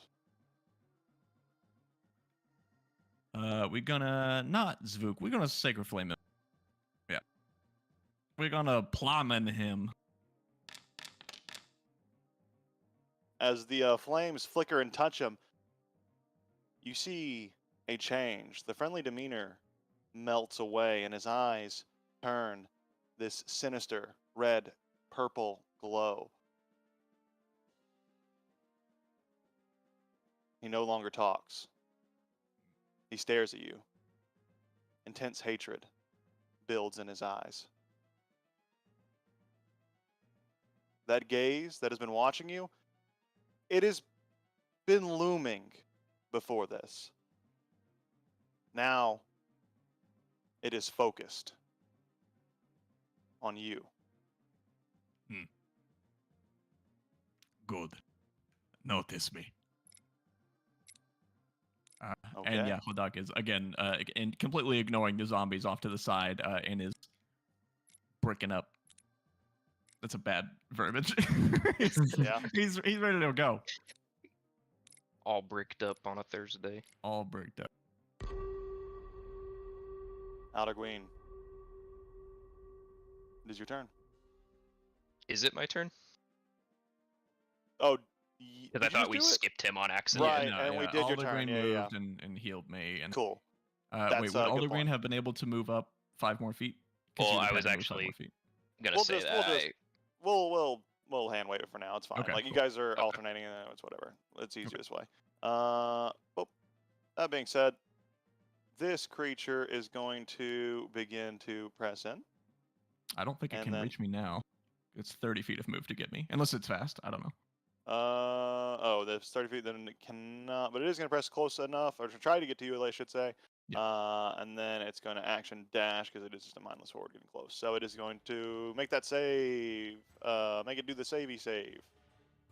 Is it asking you to do a save when I do this? No, it just does it. Sometimes it asks me to do it on some spells, but then that one's just doing it, which is good. Are you hitting standard roll for that, or are you just rolling damage? If I do the standard roll, it tries to do the template in the spell slot. It doesn't do the target. I think. Let me try. Is that making you do a save? I doubt it. Yeah, no. The way that this works, it doesn't do it because it's applied to a template. So unless I place the template every single time I do it, it's not going to work. So I'll just leave it to Oog to deal with it.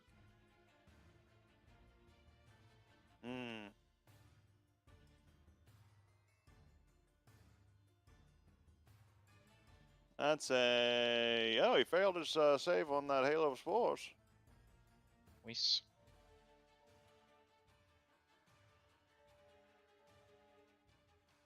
Go and roll that damage. You just making sure I have it right.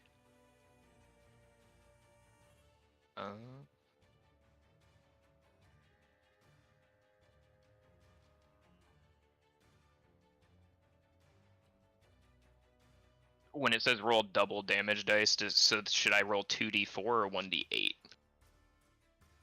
2d4. Right.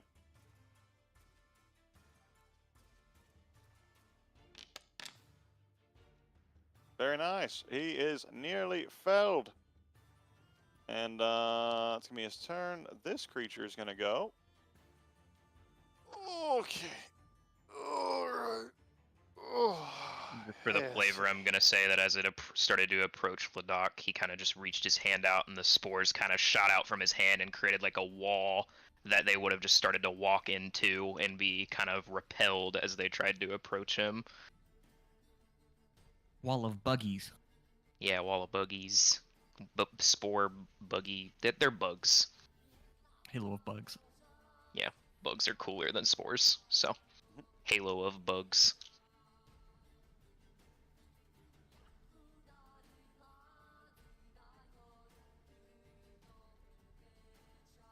He's gonna just walk right towards you slowly, So you have the move speed? menacingly. Yeah, he sure does.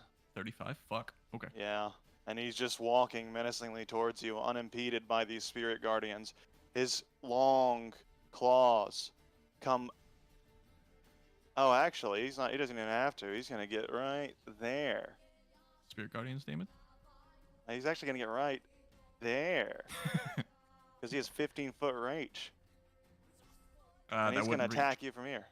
5, 10. 15 would be right oh, here. one more closer. 5, 10. Spirit Guardian. Wait, is it? It could 5, be 10. There we over go. one side.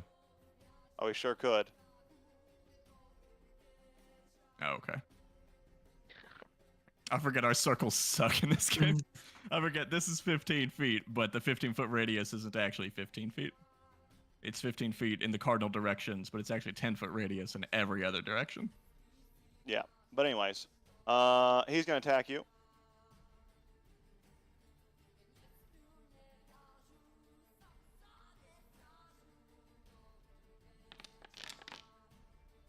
He's not within 10 feet of you for that, I don't think, or is he? Oh, you're right. They have to be within 10 feet of me. No, you're right. Yeah.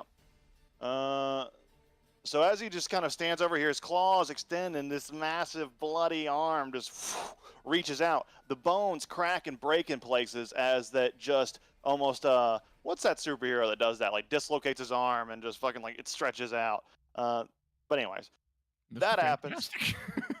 No, there's one that does it much more gruesomely, and like I forget what it is. It's like it might be a parody superhero, and or like he like breaks his The arm. one and from places like it in the bump Suicide skin. Squad whose arms pop off. The one That might played by be it. Nathan I think that Fillion. might be it. Yeah. He like separates his body out and then, Oh like, yeah, no, he floats. separates his body. There is one that does it, like actually shoots it out. But anyways, but that's kind of the idea of happening here, where it's like the bones are breaking and cracking to extend the arm, and the flesh and sinewy tears barely hold onto it. It cleaves across your chest. You take a shit ton of damage, and that's just the first attack.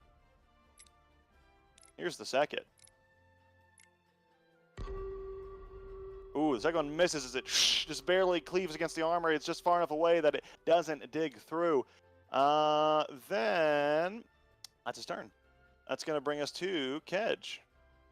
Kedge kind of looks at this creature and looks at this fight and like, I don't know if we should. Bravery, courage, yes, courage. And he's going to run forward.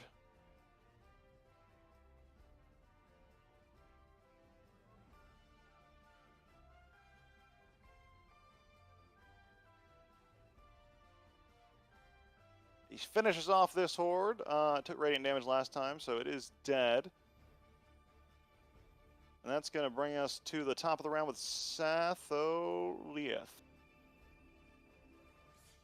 All right. I unfortunately can't see any of this, and the bone claw didn't make a lot of noise. But I'm going to just creep around the corner. Keep eyes.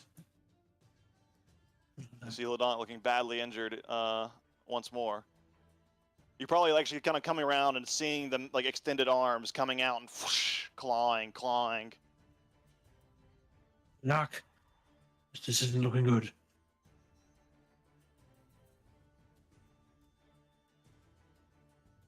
Okay.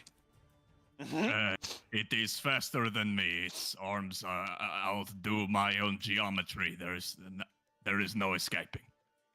We fight. We could leave unseen. I've seen you die yesterday. Or perhaps the day before. I'm not sure I Unless can you handle know seeing it something again. I do not, I cannot be invisible. I know many things you do not, Hadak. It's the power of Mhm. wizardry. I can make us invisible.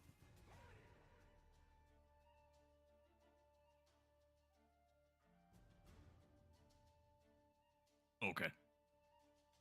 Hey, I would like to go home at this point. understood. Then,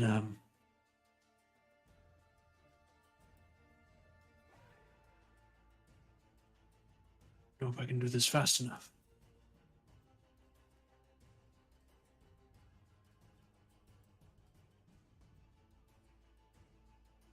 If I move here. Hey, like I said, if you guys want to get to hell way quicker and you're really antsy to get there, maybe this is your path. Actually, before I make all these claims, do I know that thing is undead? It's very clearly undead, right? It does seem to be some form of undead, but undead are varied. There are so many different types of undead. Undeads that originate from curses, undeads that are raised from dead. There is a lot of like nuance there to explore, but undead is the category. Great.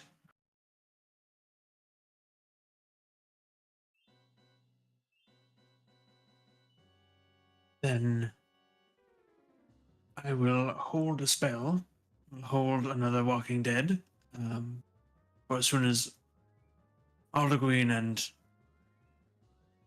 Ladak are within 10 feet of me. Come closer, and we can all leave. Kedge, run. He looks at you. If we're all retreating, then it is not cowardice. It's a tactical retreat.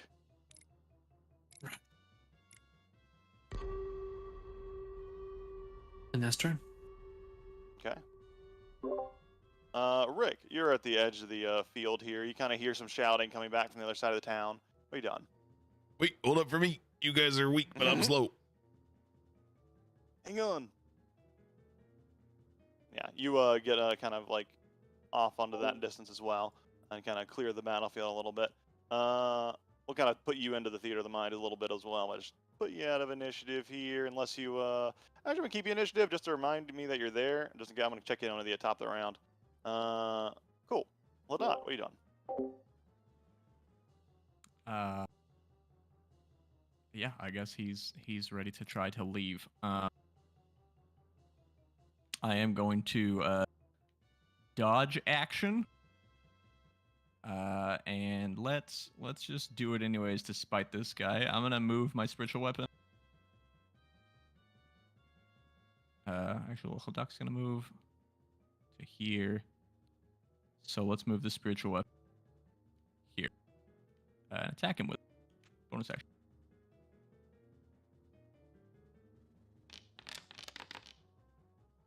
Okay. And then I will just.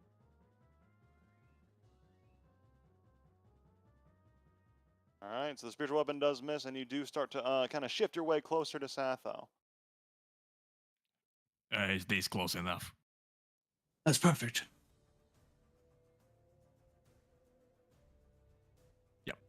That's all I got. Aldeguin, it is your turn. Sorry, I was talking to my bugs for a second there. What did we decide we were doing?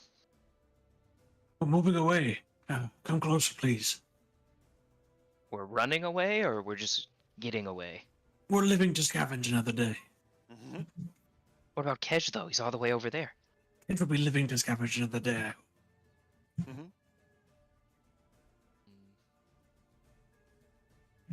Well, all right.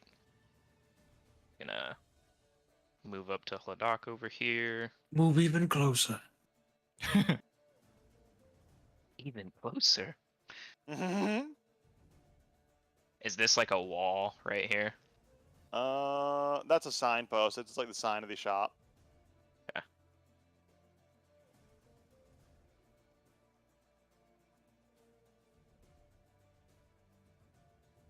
And my held spell. Would I still have sight on him from here? Yeah. You can see him just around the corner, peeking around. You can just barely see him. As I roll the coin along my tongue to the other side of my tongue. What the fuck kind of specialty spell is this? This is sick. It's just a cool spell. Yeah, you used it earlier. It's super dope. I think it's such a niche spell, but it's so good in a situation like this, where powerful undead is eyeing you down and you need to move away from it. Like there was a whole lowlands full of undead. You wanted to move unseen through, and there were crusaders that maybe had some magic around. But as Satho does the spell, we're unseen to the undead, not unheard. So he's gonna kind of, looking at their new foe, he's gonna hold his shroom staff out, and there's gonna be kind of like a spin of like If you're casting a spore-like spell, it ruins clouds. everything. Just so you know. What? If you cast a spell, it undoes everything Satho just did immediately. Oh, I didn't get the notification that showed that he casted something else. I thought Yeah. he was okay. But you could have casted it before you moved in. That's true. Yeah, you That's could have. true, done you whatever could have. were That's doing true, you before absolutely you could trigger Well, we'll roll with that then. it.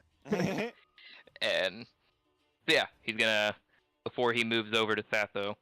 Once he confirms that they're running away, he's gonna hold his staff out, kind of spin it in a circular motion, kind of swirl of like spore-like clouds and everything are going to kind of shoot out in a spiral, and they're gonna dig into the ground beneath the Bone Claw's feet.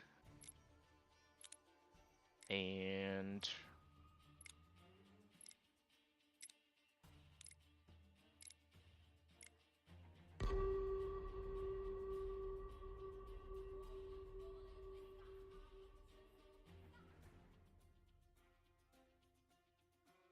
Why did my spiritual weapon? My spiritual weapon made a save. It sure did. Sick. And my spiritual weapon, nat 20, the save. By the way, real strong spiritual weapon. nice. All right, in that case, is that your turn, Elder Queen? Yeah. All right, you see the spell go off, and the vines don't seem to grapple onto the creature, but they do seem to slow it down a little bit. And as this happens, he and you all kind of disappear from his perception. The eyes fade once more back to their normal hue. And he looks around. Oh! Where did the rest of your friends go? He points to Kedge, and Kedge kind of looks around confused. Yeah, Jaffo's giving him a.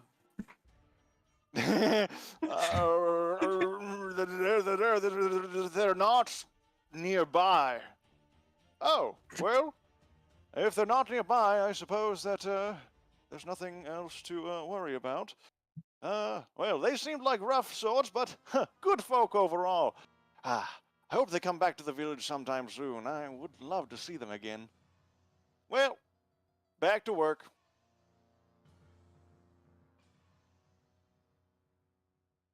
Kedge just kind of stands there. And as we drift out of combat, let's just kind of get the group to a regroup point. Like, let's get everyone rendezvous with Rick and the rest, and then we're going to take a little bit of a break. But let's just see what you three are doing. We should rendezvous with Rick. I'm not certain. I can't see him at the moment, but perhaps we should take another shot at this with the fresh set of eyes. All right, I dislike that we have to leave it be, but maybe we don't have time for this. Well, we have. I can hold it for about an hour. Maybe if we just. I'm saying that if we go back today, I am spent, useless. I see. I may have been over ambitious. If only you had some sort of other way to solve problems besides character sheets and spell resources. Only. And like, as we kind of get into the break here, I do want to Only I kind of could break it. fight with something other than like stats. Yeah. And, you know. Well, let me just kind of break it down in a break. Look, we talked about this last week. We're going to go on break here, but there's very clearly, like, we talked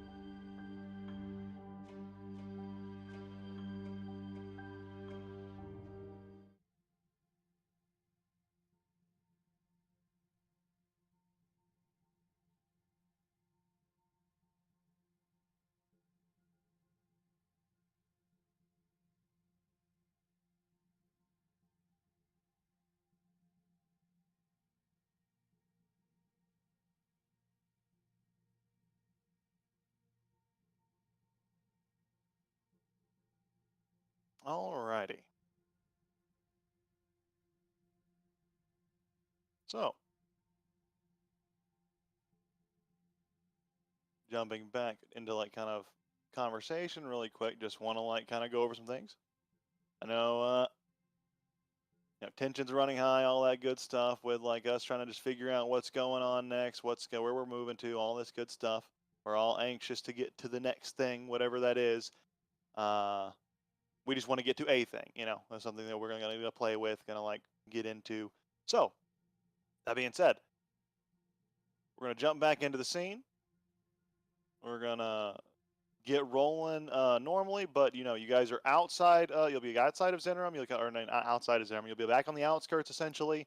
You guys are a little bit split up, but it'll be easy enough to regroup. And in fact, I think we'll probably just, for the sake of brevity here, we'll if that's your guys' intention, you guys can make your way and eventually reconvene together fairly easily, because most of the Leonin in the town of the thickest of the hordes have been cleared out, and there is relative safety for navigating your way around and such.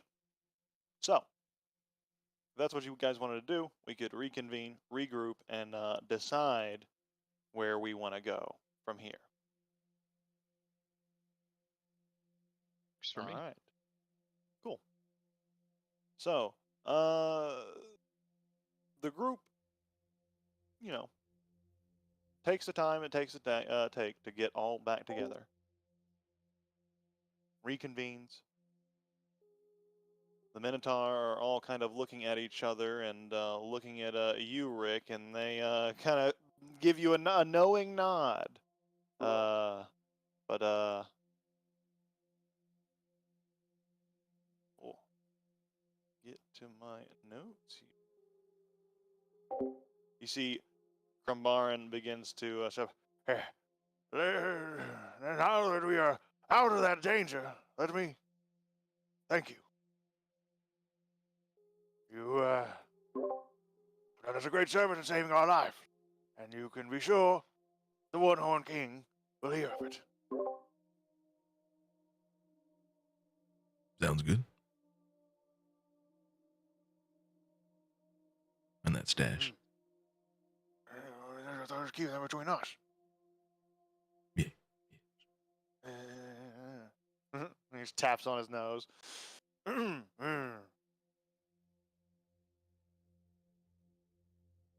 See, Kedge begins to kind of speak up. Well, it is not far. We'd skirt around the outside of the village as we were. Avoid most of the danger.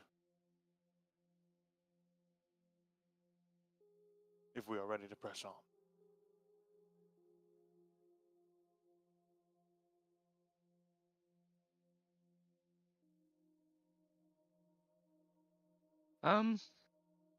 If I might have an input. I don't know how the rest of the group feels, but there's something in me that doesn't quite feel right leaving things as they are.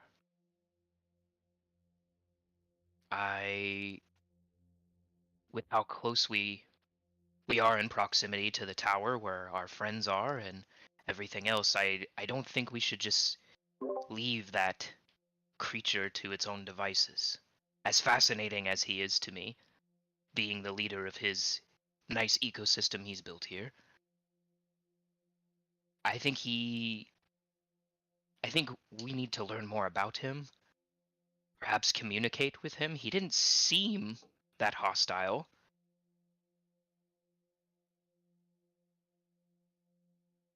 If you wish to communicate with him, it might be good to have some of that stone that he's so prized in his life.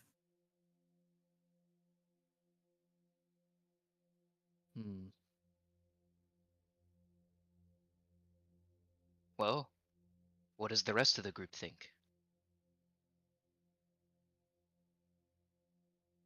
Well, you guys talk to him. You seem friendly. Do you want to give him more of the stuff that corrupted him? I mean, I guess it'll get him to talk.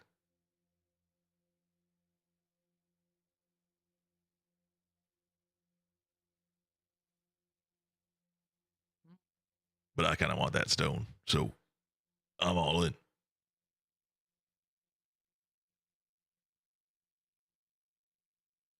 Selfishly, I was hoping that he might give us some insight into the stone's properties, though I suppose further cursing a man so deadly cursed might be either inconsequential or perhaps a little bit selfish. But I agree.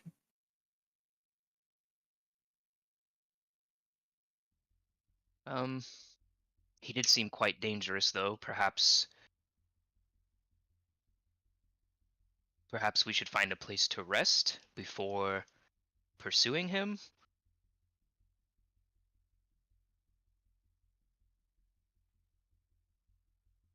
The oasis is very safe. Be allowed to rest there.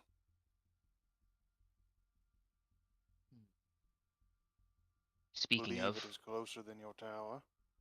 Maybe just about middling distance. I think it's actually about the same distance. Well, the oasis is behind those palisades. Oh yeah, Oh. it's like about the pretty much the exact same distance. Yeah, it's behind those palisades. We are quite close. Perhaps the cache, the oasis, and the glowing stone. Yeah, maybe we could see if their leader has a problem with this guy. 2 birds, 1 stone. 1 glowing stone. One glowing stone. I like that. That's a good deal. It moves me in a special place to know how obsessed you are with stones, Where? and knowing that I have a stone in here. Where's it move you? In Rock also my, has a stone in it. I don't know. I True. just think that's the bugs tickling me on the inside. Maybe I'm wrong. Okay, good.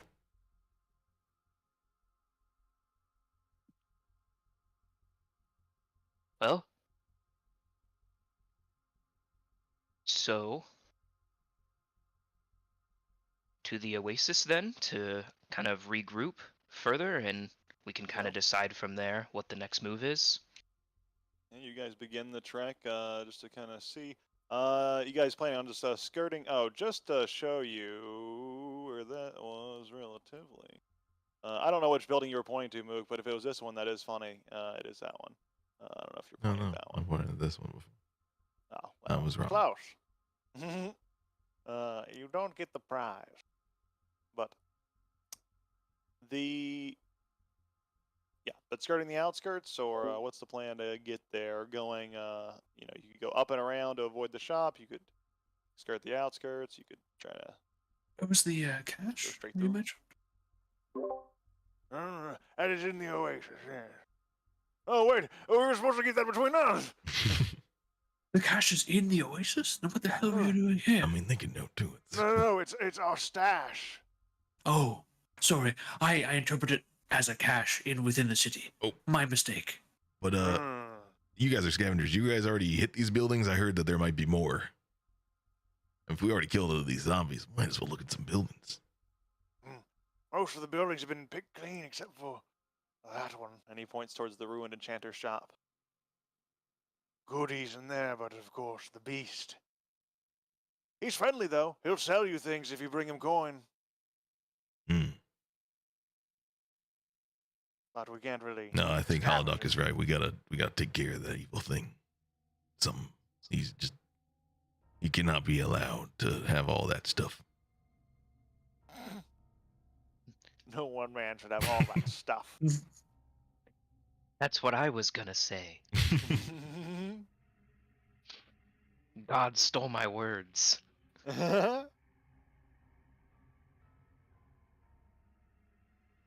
But can move while the 3 of us are unseen and make sure that nothing surprises us as we head to the oasis, I believe. Yeah, I guess go the original way we kind of did, the skirting the outskirts. Yeah, you We're already got kind it. of close here. Yeah, let me just kind of get a path going here. Like a solid path there. Yeah. That would take you around about 12 miles. A few hours of walking. You guys going at a normal or fast pace or low pace? 4 miles, 3 miles, or 2 miles? Say normal. Normal pace it Oh. is, 3 miles per hour, so about 4 hours of walking. If you guys are doing anything on that time, we'll start the journey. At this point, and I'll just kind of roughly move you along the journey. We have the time calculated out. You kind of return to that edge of the canyon, edge of the like where the transition between the canyon and land start to turn, and the grounds go from this dark and corrupted earth color to this vibrant orange that spreads across your eastern horizon.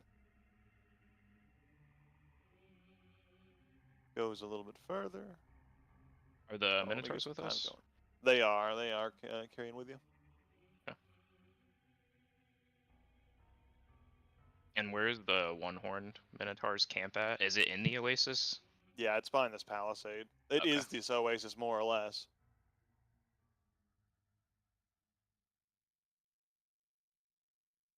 But eventually, after trekking through the northern kind of edge of the town, the edge of the lands here, you do begin to get a glimpse of the fortress. Rising up from the backdrop of shimmering sands is a wooden fortress, its walls and towers standing tall and proud against the scorching sun. As you draw closer, you can see that the fortress is a formidable structure, constructed with great care and attention to detail. Its walls are made from these thick wooden beams reinforced with steel and stone at the base. Its gates are adorned with intricate carvings and decorative motifs.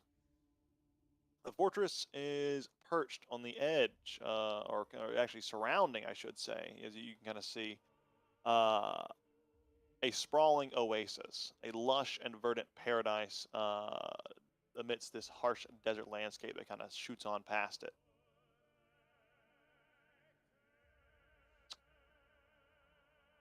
You get closer, and you see, as you get to this point,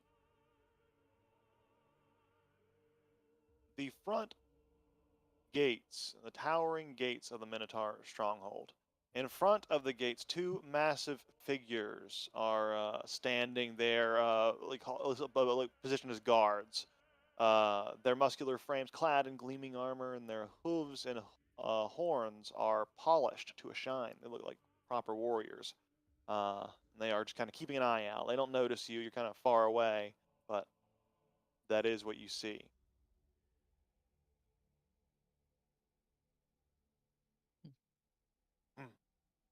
Those are the guards. Assuming we'll be welcome here since we are accompanied by you lot, right? Would you like us to go talk to them, or would you like to make introduction?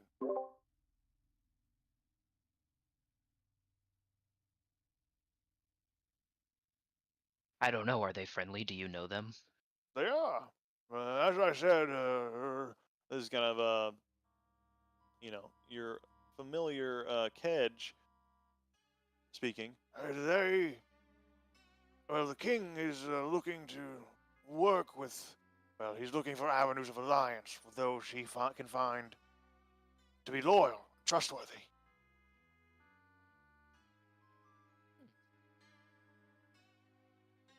So he's welcoming visitors. I suppose we can all go as a group then. Let's go say hi. Kedge nods. And you guys begin to make your approach. The two gate guards approach their group. Their eyes scan them for a moment up and down with a mixture of suspicion and curiosity. But as they draw closer, they relax their guard and offer a greeting. Hail, travelers! I am Brondor, and my companion here is Groth. We've been instructed to show kindness and hospitality to all who come seeking an audience with our leader. The seers have foreseen your arrival. That is your purpose. Yes?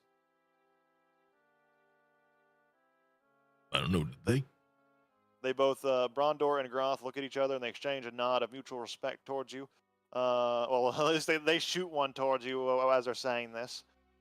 And so they say, yes. Okay, great. We are honored to receive you. And we hope that our meeting will lead to the two great things for both our people. With that, Uh, oh, go ahead. what people? Like us people? Like, cause I'm a construct. I don't think any of the other ones exist. I think I'm the only one. It's okay. Yeah, no, I agree. Yeah. Very mutually beneficial. Yeah. I have many things to offer. I have bugs. Then probably great things for bug people. Just your bugs in particular. That's true.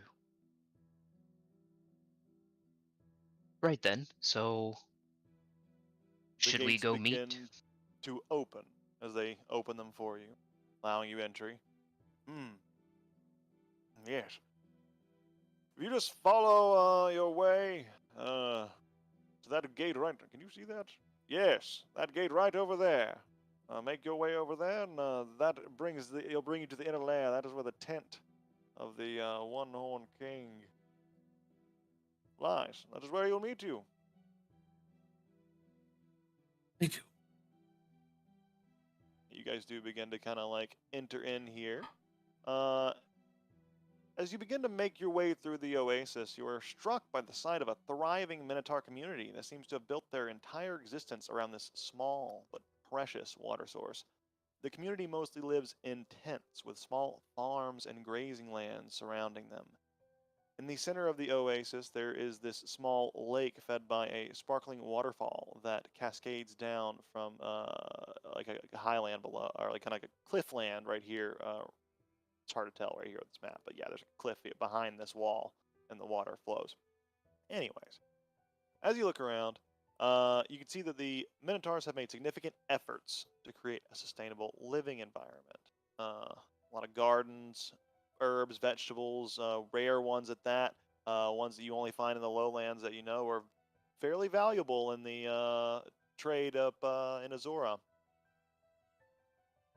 They even have some livestock and stuff of some of like the local inhabitants, including some like large, oversized goats.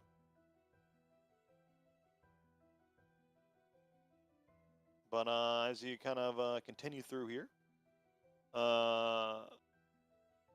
you make your way past these formidable walls on the outside to a inner layer of these walls that protects the tent of the one-horned king. So during this whole kind of trek towards his inner sanctum or inner camp, Aldergreen's kind of just wide-eyed, his lenses as wide as they can go, and he's just looking around and kind of just in awe, and he's just kind of muttering things like, so much synergy. They're like a well-oiled machine. It's so impressive. They are. They are working together. You see the lifestyles of these people and how it's interwoven. There's a lot of synchronicity. I think that's the word. I think that's a word. Wow, they're like corporate Yeah. America. Wow. Wow. As we're going through, can Rick see if there's any like interesting stone usage? Like he's trying to see if they have that stone that seems nearby and if they're using it in interesting ways. Oh yeah. As you look about, you see that the wall in a lot of these places are made of this rough-hewn stone that they see and massive timbers they seem to have gathered, and a lot of these sections are reinforced with these like big purplish chunks of rock that do seem to be kind of especially on this side of the wall, on the edge of the crystalline brush, seem to be kind of placed against that. But you notice where those sections of walls are, they do seem to kind of spread, and the grass there is purplish in patches and kind of becoming a coloration thing. Then as we're walking, can I talk to one of the scouts and be like, hey, what are those stones doing for your walls? The purple ones. Looks at you and he's like, well, They're heavy and they reinforce them. We found them near a meteorite. We just needed to get fortifications up quick, so some of us builders just heaved some stones into place. Okay. No special properties or anything you've noticed from it. Just heavy. It's making everything purple. Yeah. The Seers are looking into that. They are worried about that, but it is now part of our wall structure, so getting rid of them isn't so easy. Does the purple seem to be spreading, or is it kind of stopped? It does seem to be spreading slowly. Interesting. We're worried what will happen if it gets to the water source.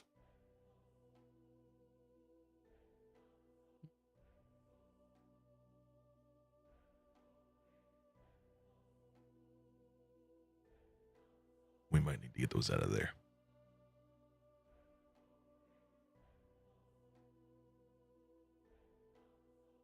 But we'll talk He to the looks at you. Seers. Cat just kind of looks at you and kind of just nods. Do you think they're dangerous? The spread? That is what the Seers say too.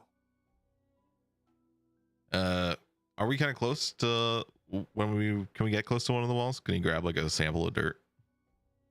Yeah, you can go over there, and you can maneuver on over there, and you can grab something. Like, yeah, you see these big sections of the walls where it's a very like rough hewn wall. What I mean by that is like you'll be coming up to it, and you'll see that like right here it looks very even on the map, but what you see is it's up and down over the landscape, and it is made of largely where you're looking at. This one is just like a dwarf-sized rock.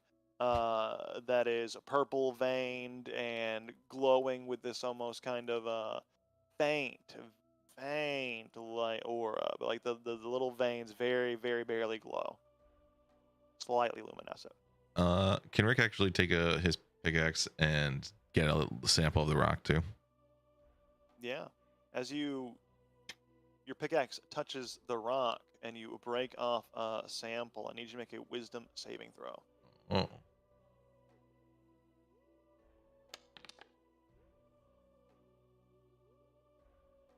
Rick, you begin to feel something whisper in your mind, and you hear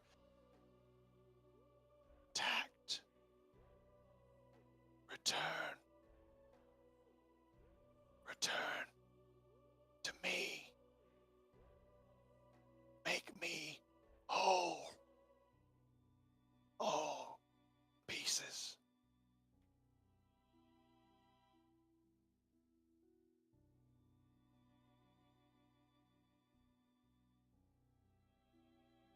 I think I know who that was. And I agree.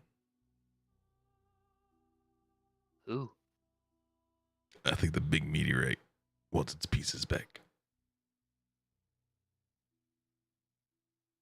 Wow. You're so astute. I never would have guessed that. Apparently the meteorite's a lot like you. You would be mad if you lost all your bugs, right? You want them back. Why would you say such a thing? It'll never happen, but just in case. Oh, okay. Good. Good. Good. Even the thought of something so horrible. I can't even fathom. We have to help the meteorite then.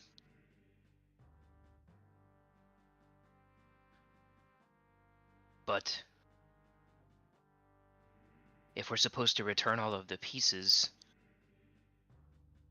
and our friend back in the undead town wants them, is it safe to say that he would probably have some of those pieces? Yeah, probably.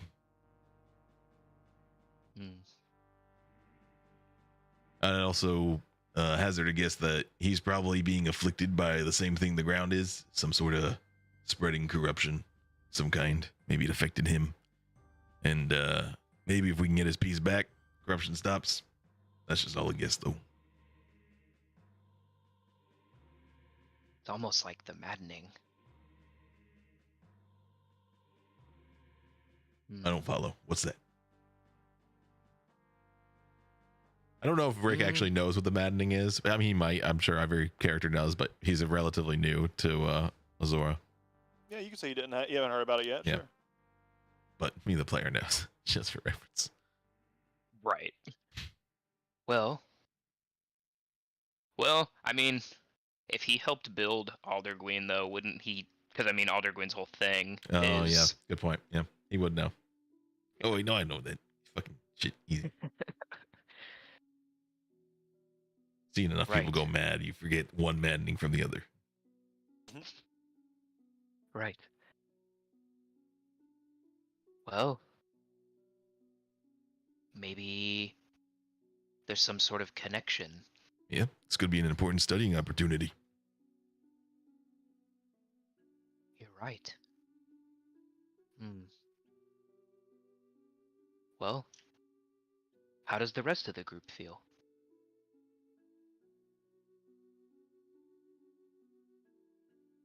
Sato, you're smart. What do you think? What do you think we should do?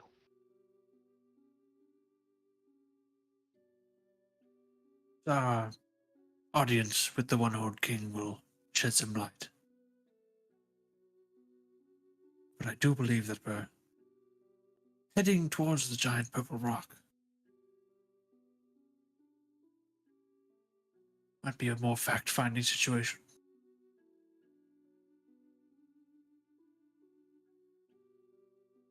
Well, hello Doc, how are you feeling? I know you mentioned needing rest, so maybe we should meet with the Minotaur first, and then perhaps rest, and then venture out from there?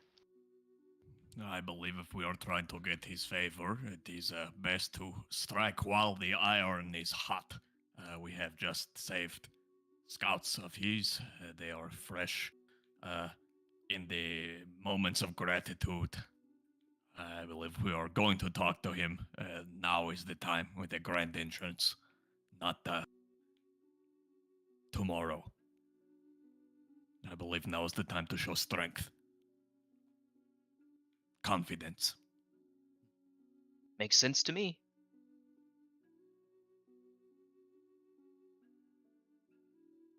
So off we go then, to meet the leader. And Oh, yeah, did you think you could set up that meeting? Sounds like the Oh, he's an Seers open have invitation. foreseen your arrival. I thought we were Sounds on like the they've way foreseen there. your arrival, the Seers. Let's head right in. Oh, unless we want to get spoofed up. Anyone want to? Do I look okay? I'm a little bloody. We will, me and the other marvelous. scavengers will be at our tent just over there. You can find us there and yeah, I'll mark it. But you can find us there and I'll make sure they've dug up the stash. Oh, wait. Before you go, can you tell me a little bit about this guy? Like, what's he like? What should we avoid? Any do's or don'ts? Give me a moment. I'm Take your time. making a tent there. Scavenger tent. What do I know of the One-Horned King? Well, I bet he he's a doesn't like if systematic you talk ruler. about his horn. He's capable. He's made this oasis prosperous, and he's the only reason we've gotten this far. Strategic. All right. Sounds like a good leader. Can't wait to meet him. The efficiency of this place is fascinating to me, so I'm excited to meet him as well. How He's does the one one- construct such a perfect ecosystem? Well, we were once a herd and not an ecosystem. He's the one Oh. that made us settle. And that is when we found prosperity.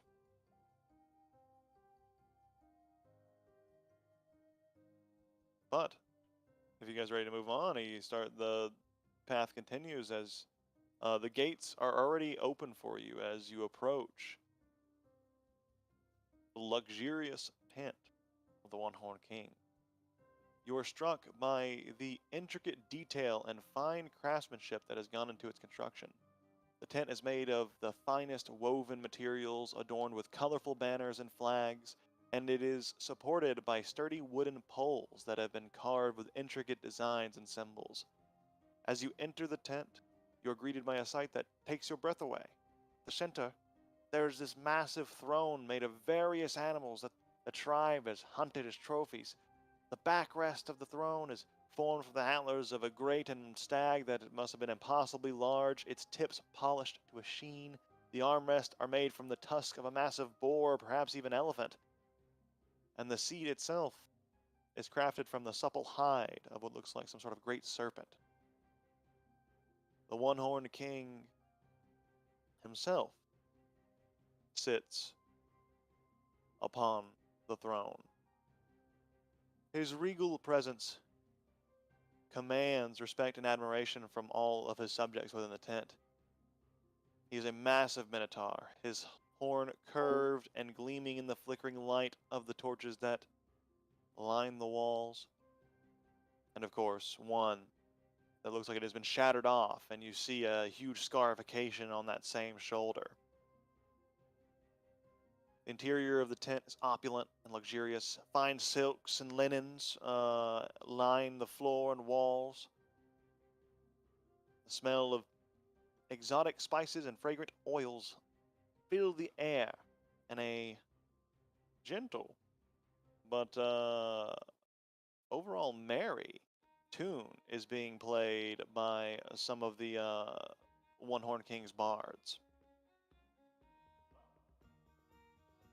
You look from a distance onto the One-Horn King, and you kind of have a moment to yourselves, kind of in a huddle, more or less, as you're kind of just a little ways away from the throne. You see the One-Horn King looks at you, and he nods and just kind of motions for you to approach. Whenever you're ready, though.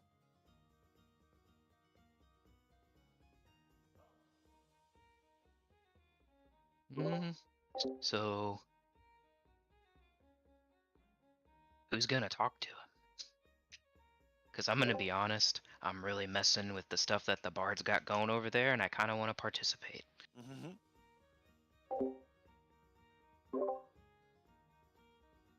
Talking's never been our forte. Perhaps the best approach is a logical approach.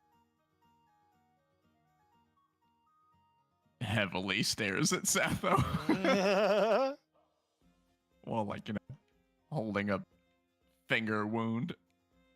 I actually meant to ask earlier. So did all the scavengers go to the tent, including our friend, Ref, I believe? Kedge. Yeah, he said that the Kedge, Seers saw your forecoming, and that seemed to be good enough for him to understand that, like, they know anything that he could inform because they've foreseen your coming. That's how much faith he has in these Seers.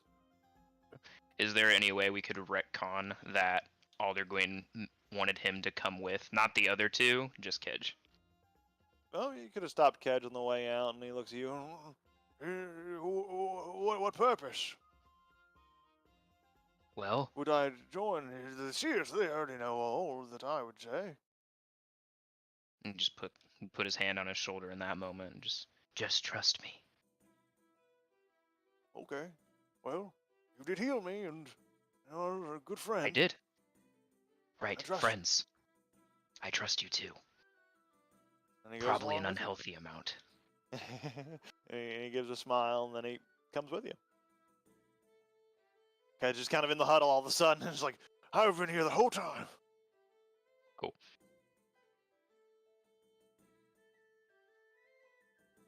Well, Someone asked me about do's and don'ts. Did I answer that appropriately? Good? Yeah, you said he's a chill guy. Yeah, still, just, to show proper respect and Yeah. maintain a low honor. Wait. Right. Way to get low. I don't. Okay, I'm not gonna be the one to talk to him. You can be respectable, just don't, Can I look him say in the anything eyes? crass. Sure. Nothing crude. Always good advice when you're meeting someone. Mm-hmm. I don't Then, process that. And I suppose we should say our hellos. Kedge, do you play an instrument? I've been dabbling with the drum. Have you See. ever heard of Thunderfist? Rather prolific drummer. No, I haven't. Tell me more. Rick's looking at his Thunder Fist. He's like, Mm. this one or this one? Oh, I suppose it was more of a Valiran musician. Oh, Short-lived, short career. it's just gonna go boom. Very Oh. similar, actually. How? Oh, large percussive noises. Wow. Now I know where I get my musical talent from.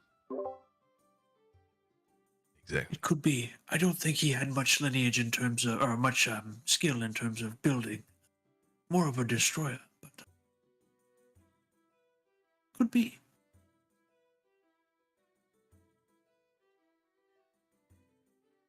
Wow. Well, shall we? Let's go. And Seth will walk up to a respectable distance from the throne. And as you approach the throne, you can feel the weight of the One-Horned King's gaze upon you. The atmosphere is oddly tense for the jovial music, as the king is a proud and powerful leader who sits high and looks very imposing. But as the group it comes before him, the king rises from his throne, his massive form casting a long shadow across the room. He surveys the newcomers, the piercing gaze, and for a moment, no one speaks. During The this room is moment, silent. Alderqueen definitely just wandered off to where the bards were playing, and he's kind of hanging out He with picks them. And up whenever, with this. yeah. Yeah. whenever they begin to resume, then he's gonna be playing with them. Then, with a deep and rumbling voice, the king speaks. Greetings, travelers. I am Jirik, ruler of this tribe and the leader of the people here. Said that the reverse order, I meant to say. It's fine.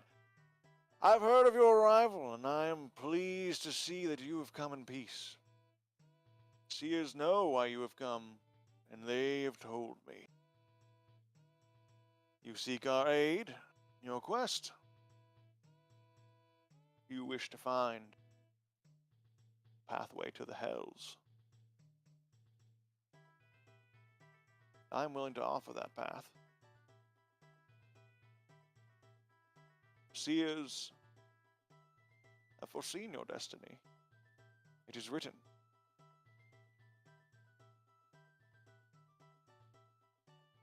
Your path will take you to the hells, but he pauses, his eyes locked on the group before him.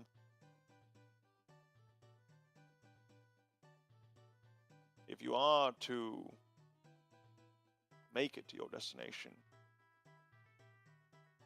you would need this. And he holds up what looks like a stone pillar of sorts with a handle kind of attached to the top of it. And it has all these various strange cyclopean, like almost like a not runes as much as they are just like lines that kind of go through the design to kind of outline the form of the object with these kind of glowing bluish lights.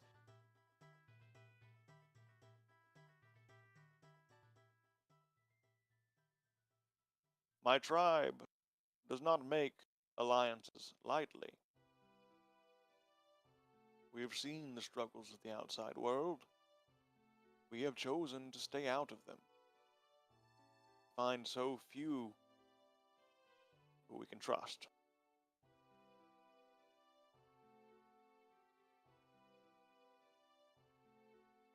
Tell me,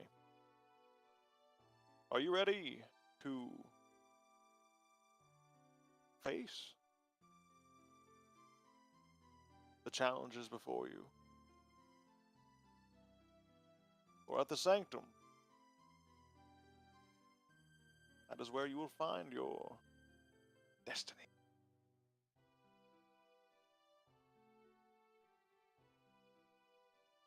But danger lies in between.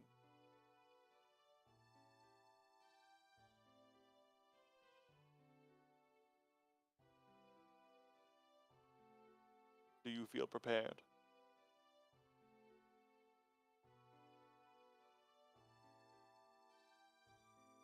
Like just right now? No. No, I do not feel prepared right now. Then you are ready. Huh? The Guardian.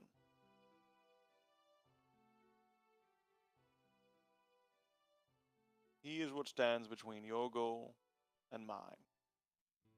You seek the sanctum. I seek the sanctum. It will be a better place for my people. It will have the answers you seek.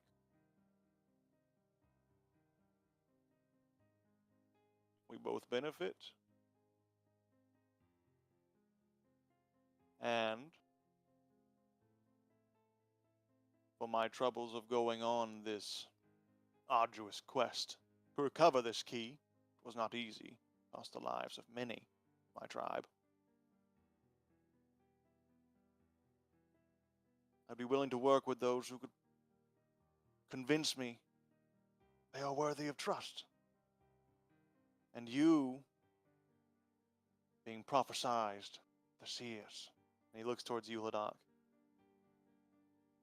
that instills me great hope.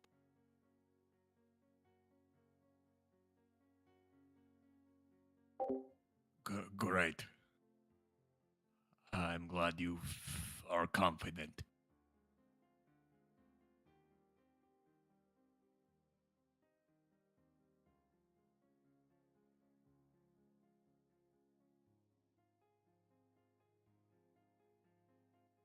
So, and what now, everyone?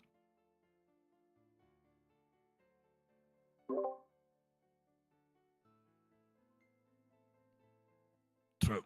I guess I it's agree. Guardian. What's that? Oh, I guess we deal with this Guardian thing. Promise to slay it? My word is my bond, and I trust yours is the same. And I will allow you to take the key. It will allow you entry to the sanctum. We can The kill them. Guardian, I will tell you this now. The Guardian, you may find a way to avoid it or circumvent it. But if it is not slain, our pact is not complete. And what if it is relocated or pacified? If you clear the way for my people to make it into the sanctum, that is all I care about. Perfect. Nods. What about the other problems? The Hmm. the rock, the the friendly, but then he wasn't really friendly. In the with the undead. There we Know All go. anything of- about that stuff? Yeah, All him. of these problems I'm bad with begin names. to disappear Thanks, Satho. if if we can retake or we can take the sanctum. It will be large enough to house the entirety of my people and then some. Once we are there, from what we can tell, it looks to be a veritable fortress. And if we could find a way to operate that barrier for ourselves, those issues would cease to be issues.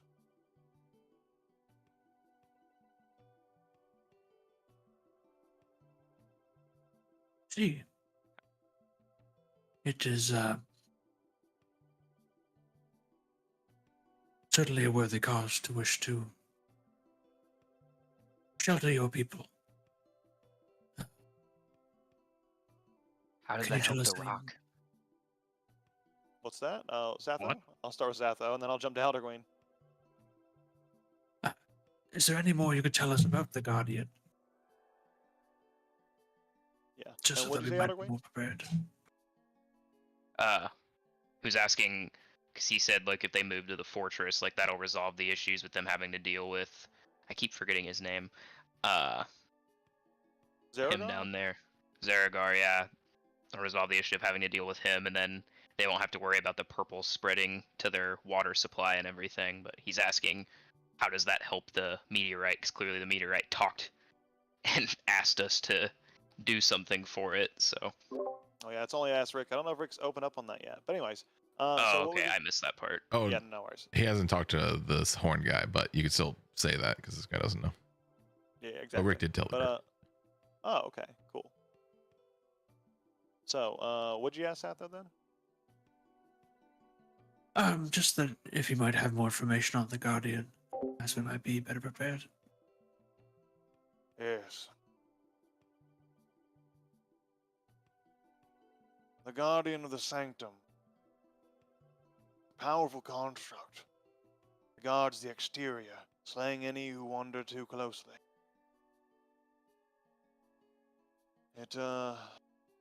We stumbled upon it after my people were nearly destroyed, after our relentless pursuers, well, almost caught up to us.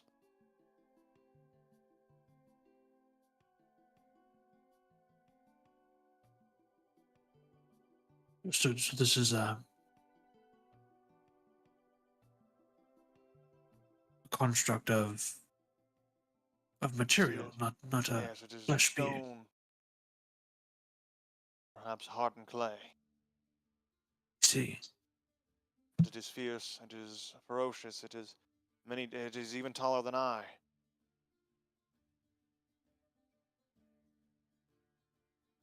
It is powerful. Understood.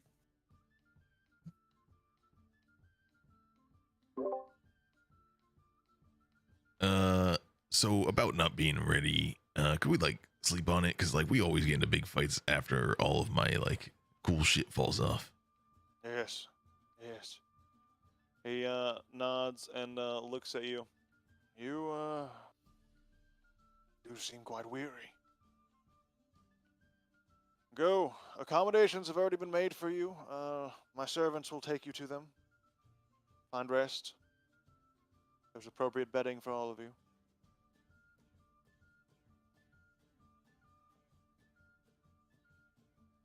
Also, Your Majesty, while I'm here, you guys see any like loot just magically show up anywhere? Interesting that you mention that. Down the road of Cyclopean heroes, there are a series of statues. One of them, did have a lute that seemed to appear on the end of its bow. It's the one with the bow. But it was really high up. We'll find a way. But thank you. That's so helpful. We actually have a historian studying the statues out there, and he's also curious about that bow anomaly, or that lute anomaly. No one's really sure how it got there. Some say it's a prank from the Master of Sorrows, but It was a I'll say. prank. You guys were like halfway there. Very spiteful prank. Well, at any rate, find rest, friends. And here, before I give you this key, do I have your word, or will you wait to make your decision till the morning?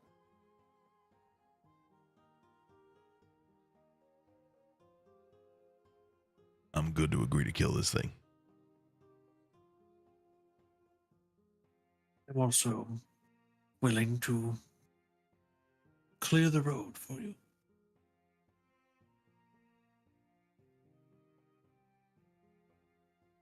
Like all great ecosystems and environments, I think this is mutually beneficial for both parties, so I'm all in.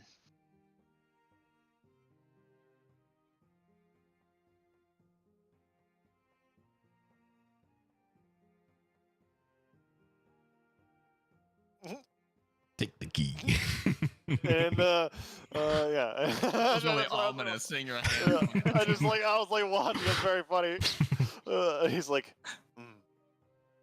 well, you're all in agreement. And he hands over the key, and you take that, and it's a 15-pound Ooh. stone key. It's like a big stone pillar. It's heavy. Oh wait, it's heavy as shit. You can add that to your inventory. Oh God, oh no, please. You're so brawny. Yeah, hold.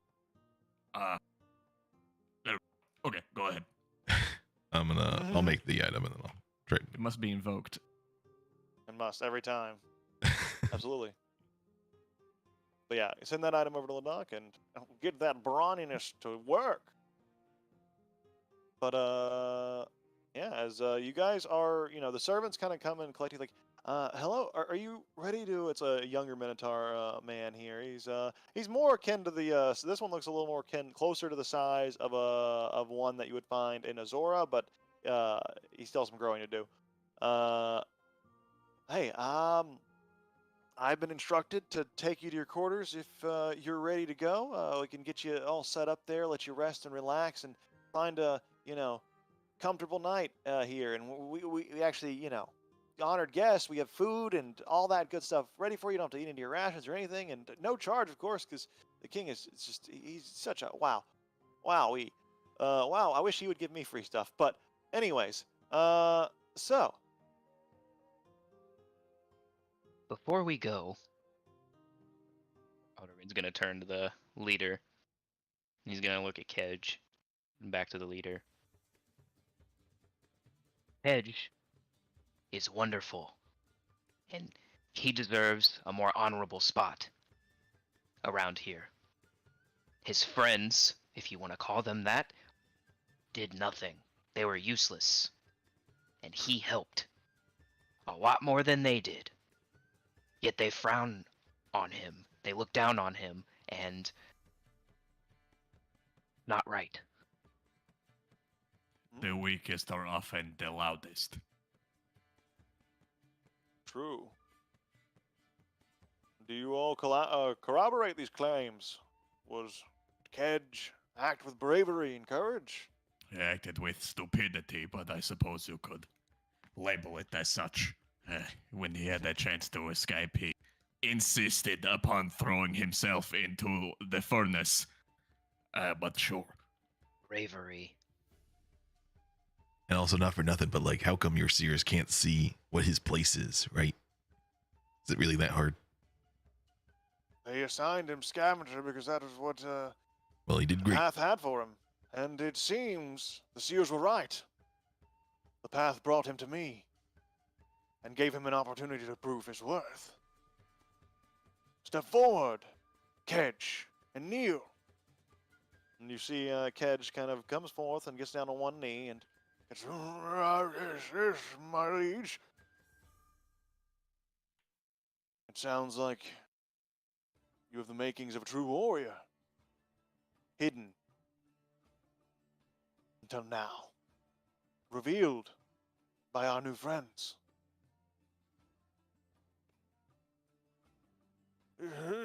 Yes, I can fight. That is honorable. That is courageous. And I did fight to save my friends. So, I do think that I could fight to protect all of you. This oasis, because you've all been very kind to me. And the king puts his hand up. No need to go any further, Kedge. Your valor has been proven this day. You will be trained, given weapons, armor, and eventually stationed if you prove yourself further.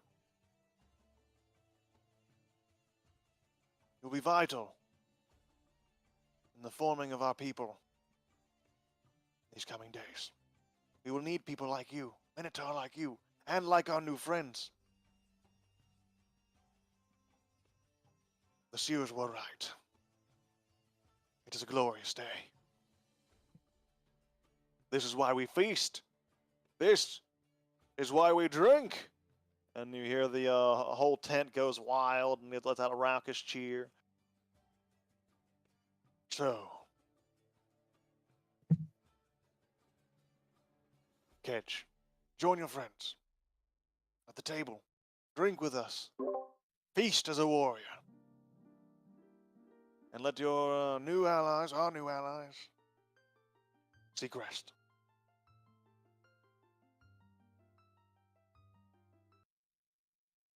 Aldergrin's kind of just been standing there, like sobbing, like kind of sniffling. Obviously, he can't cry though, so there's nothing there. But that doesn't stop him from kind of wiping under his eye. I love a great underdog story. That's beautiful. Kedge nods at you and says, You didn't have to speak up like that. You didn't have to give that sort of recognition. Why? You all did way more than I. Why give me that glory? Game recognizes game. Respect. And he pats you on the shoulder. Thank you. You inspired me there and then in the city streets to have the courage to fight. And now you lift me up. You are a true friend. Alderguin, is it? That's right. And I am Kedge. It is a pleasure to meet you. Truly. This time as friends. He's gonna kind of reach his hand out to kind of formally shake his hand. Yes, as friends. Thank you. He's gonna look over at Rick. You're doing great. You made a friend. Mhm. Knew you could.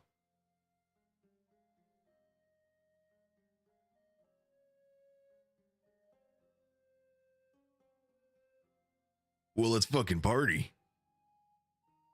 I'll second that, and then the crowd starts to get into a loud night of drinking. Yeah. There, for those of you who would like, there is the opportunity to go to the resting quarters, or if any of you, want to do anything else in the oasis or in the tent, it is up to you from here. You guys are kind of free to go wherever you will now. It's 5 in the afternoon, but the oasis is a beautiful sight. Fresh air, fresh desert air with the cool sea salt breeze from the oasis, or the fresh water breeze, actually, because that'd be bad if it was salt water. It'd be very bad. I think Rick is probably trying to find anybody that has had more interactions with the stone, just to pick their brain a little bit and see if they've also talked to it, kind of what they've gathered. Yeah, you make a quick investigation check.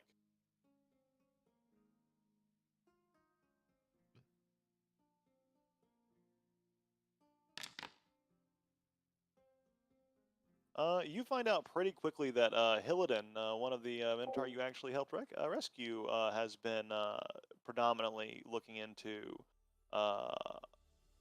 matters of the crystal's corruption. Oh yeah, that's another thing, I guess. While this party's going on, he's actually might try to sneak out to go grab the stash, so it's even more secretive. Everyone's gonna be partying here, distracted. Yeah. Well, as you start to do that, what are the rest of you doing? Hlaadak got fucked up twice. He's going to his room.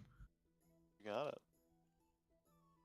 And you go and you find this luxurious set of cushions. It's actually very reminiscent of some of the setups of the Dark Light Zone, because Mormo changes the setup there from time to time of the rooms, depending on the theme or however he's feeling, and also depending on when the furniture gets broken by rowdy individuals. But yeah, this is a very a lot of throw pillows, a lot of big soft cushions, a lot of like woven tapestries and throw blankets and such. It's a very comfy environment. There's alcohol in these almost like kind of brass lamps, kind of already portioned out for you, and a bunch of drinking ware and food set out here too for you.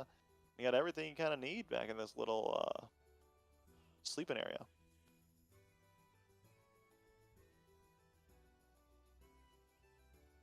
So, Yeah, he's just gonna strip off everything and just blah. blah, right into the comfortable bed. And like these beddings are made from Minotaurs, so they're huge. So it's like it's just Oh, fuck. yeah, you I just think sink Ladakh has into been it. in like an appropriately sized bed like ever in his memory. Since Jib. Yeah, yeah, this Since is like jib. This is like a jib. It's like a portable jib or a manufactured jib, I should say. But jib is portable. We proved that. But this is a manufactured jib. Oh my god, I prefer this. Heck yeah, and you get very comfy. You sink into that bed, and it is nice, and you start to get relaxed and settled in for, your resting. So, jumping over, what's Satho doing? Are the seers visible by outsiders? Are they kept hidden away as advisors? Kedge kind of looks at you and says, the seers are, well, they don't, actually come around very often. You see, to see the seers, the One-Horned King has to imbibe of a special substance, sacred one. It takes him far away from this place mentally. That is where he consults with the seers. They have always led us to a great destiny.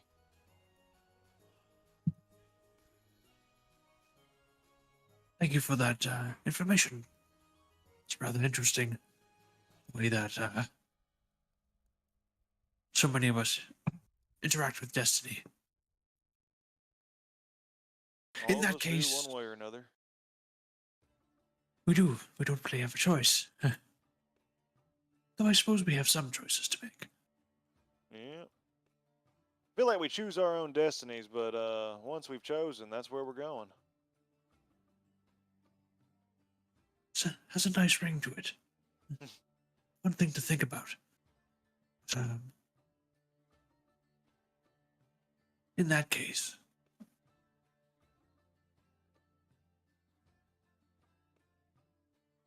perhaps I will take a minute just to enjoy the festivities. Yeah. Yeah. Well, I'm just gonna keep drinking. These. They don't really have much of this stuff as the scavengers. They're mostly water. This is good. I mean, a nice ice cold water. Hard to beat. And he kind of just slumps off a little bit, a little drunkenly. Anything else for you, Satho?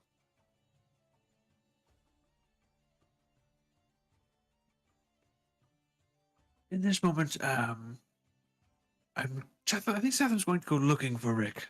But I know Rick is not Yeah. at the party at the moment. We'll say you catch up with Rick a little bit after he gets done with what he's doing, but we'll say you'll eventually stumble onto him. But make an investigation check actually, just to see how fast you find him compared to his investigation. This will be fun. Compared to his investigation check, and to see how fast you connect the dots as he's connecting the dots.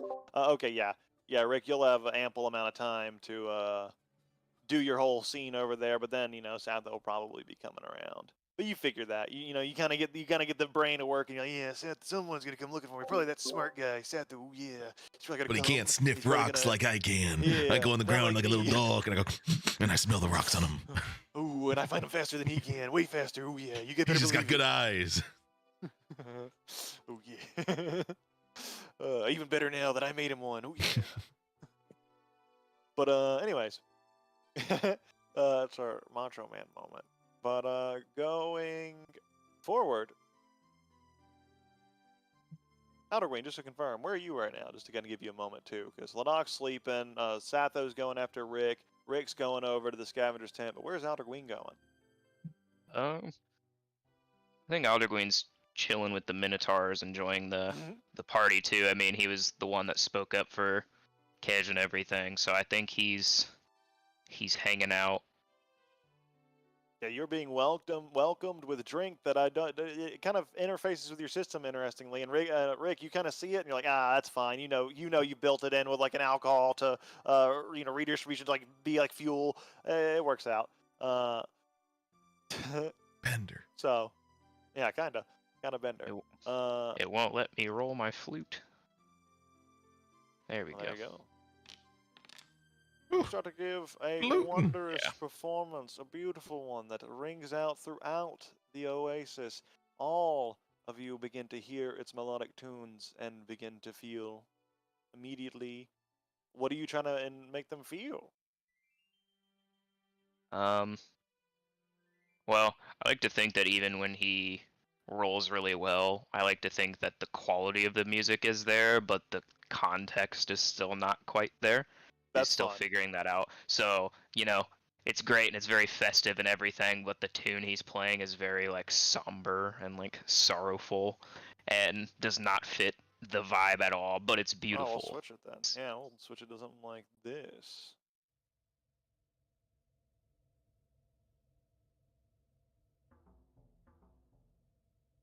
The drummers pick up on Yes. it too. Yeah, this is more of the vibe. Well, he's playing for he's playing the this. flute one-handed and then tapping for the drum sound. That's pretty cool. All right, yeah, you get the vibes going, and as you do, the tribe seems to like this a lot. Actually, there seem to be like a kind of maybe originating from like a warlike origins, or at least a battle-hardened origin, because they do seem to kind of get into the rhythmic flow of this, and they start to kind of do some very fun war dances around the middle of the floor here, as it were. It's a pretty lively atmosphere, but we're going to jump over now to Rick.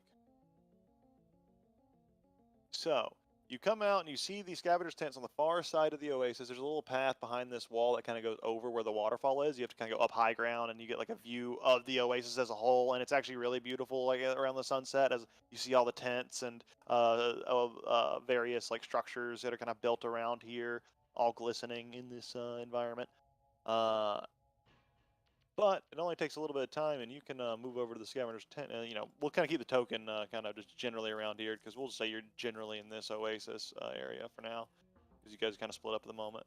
But as you move over to the tent, you do find a rather unique environment.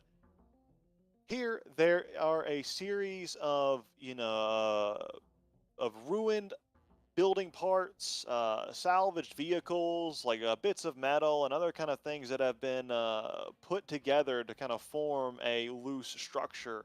Some hide and animal hide and or textiles have been thrown over it to kind of create this tent-like structure. And inside, you do see the three all kind of gathered around, and they look at you like, oh, or the two, because Kedge is in here. You see Hillidan and Krumbaran. Krumbaran says, "Hey, welcome back. I think this is in for you, my friend." And he holds out a rather dapper-looking top hat. No.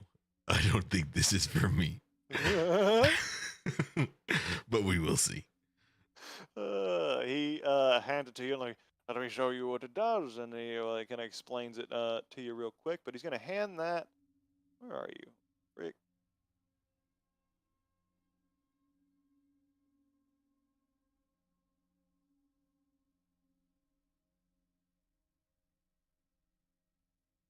Boop.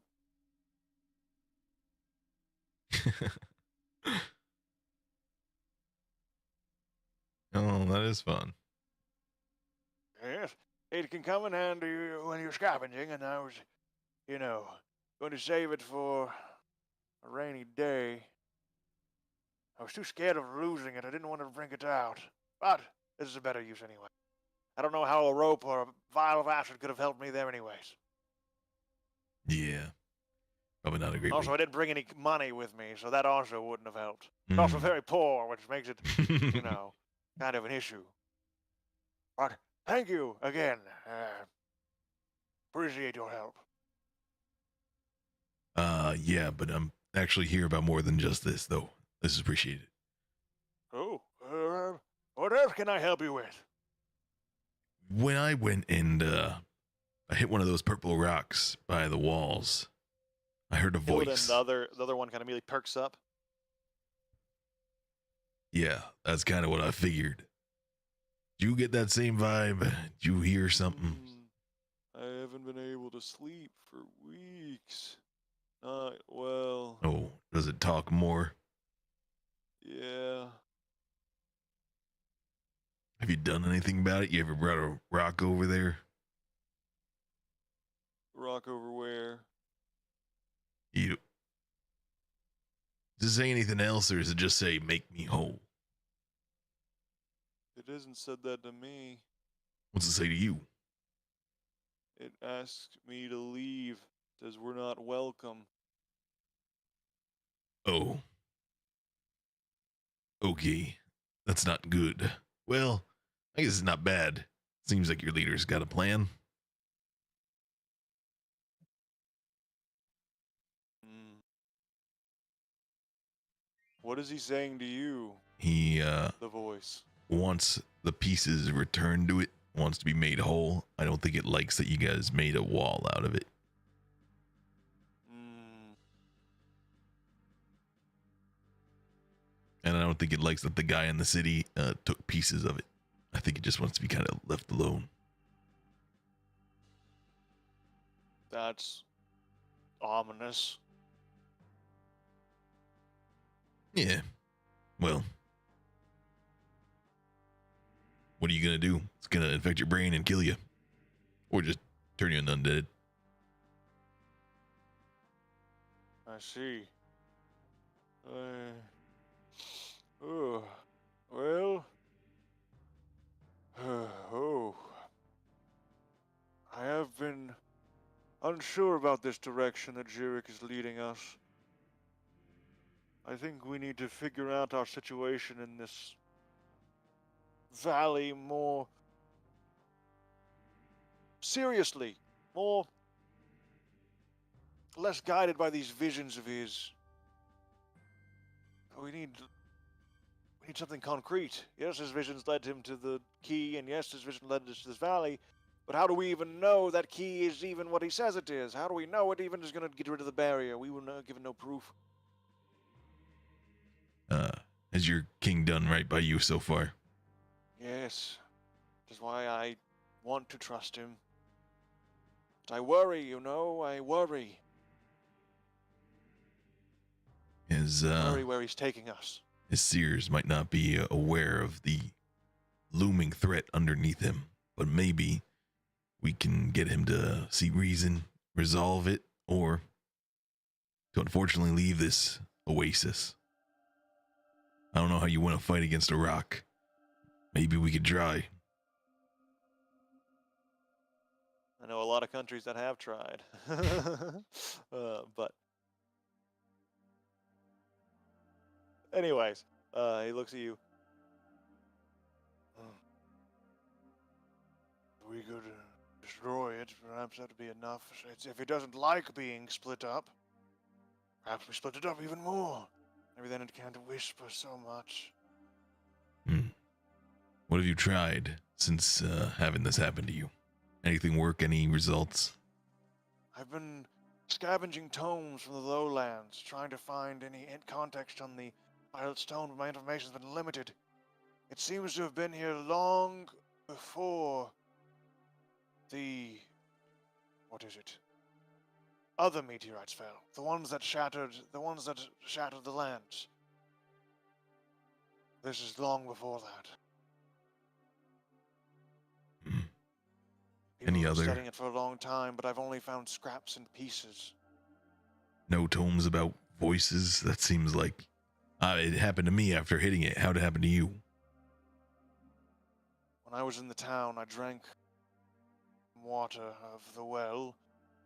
It didn't seem so untoward at the time. It tasted foul, and I felt something solid being ingested. Didn't see it in the water, but I felt it. Hmm. Maybe that's why it keeps talking to you. I can make a bone saw if you want me to get that out of you. Let us just wait to see how it goes. How long has it been since you ingested it?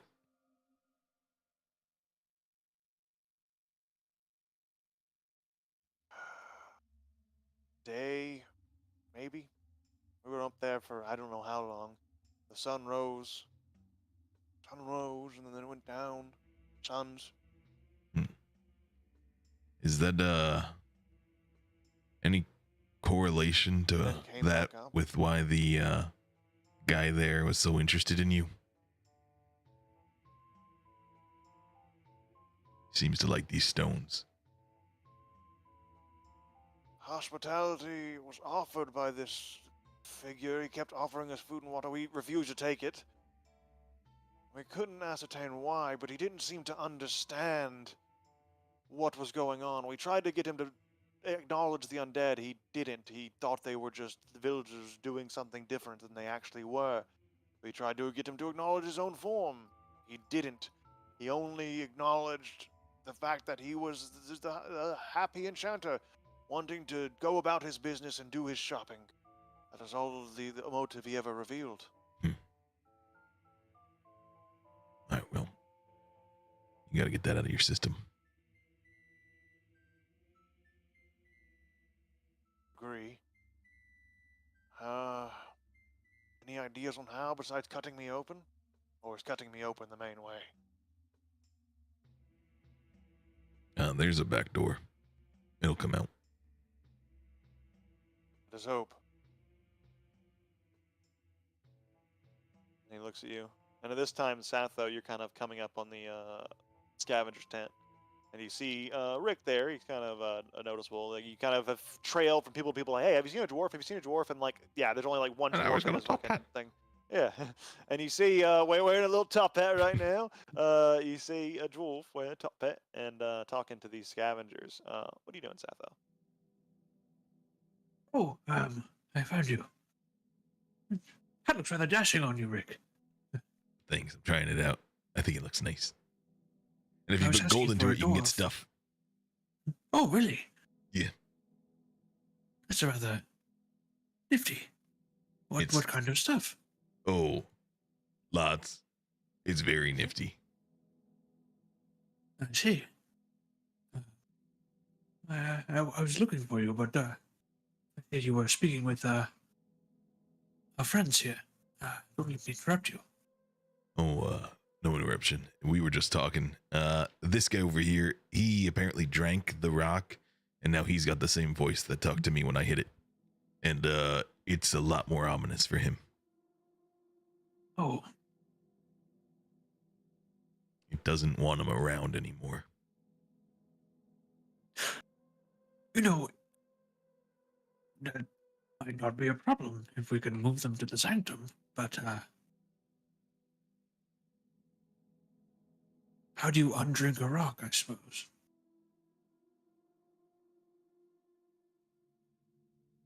Hmm. Yes. It's one option. So I suppose moving these people away from here would be doubly beneficial. I mean, one thing we Just can try is we are strong enough to get the rocks back to the big rock.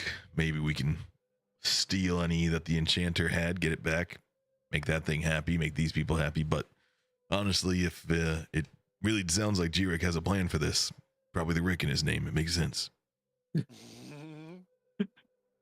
You're right. The inn. He got in. But if we could move the rocks back, satisfy this, hesitate to call it a creature. Not to be like this, but surely you've heard of a rock that speaks before? That's a good point. Let me search into my memory banks. Hold on. I'm activating the Rockive. I don't know. Could I do some sort of dwarfy thing? You can make a history check. Can I do this dwarf thing when it comes to stonework, stone cutting? And it's not really specific. Oh, I think it's just the origin of stonework. Yeah. You are considered proficient. You are considered proficient in origin of stonework. Yeah, this would be more for like stone cutting things. Yeah. I would say history check. Okay. History rock. Oh.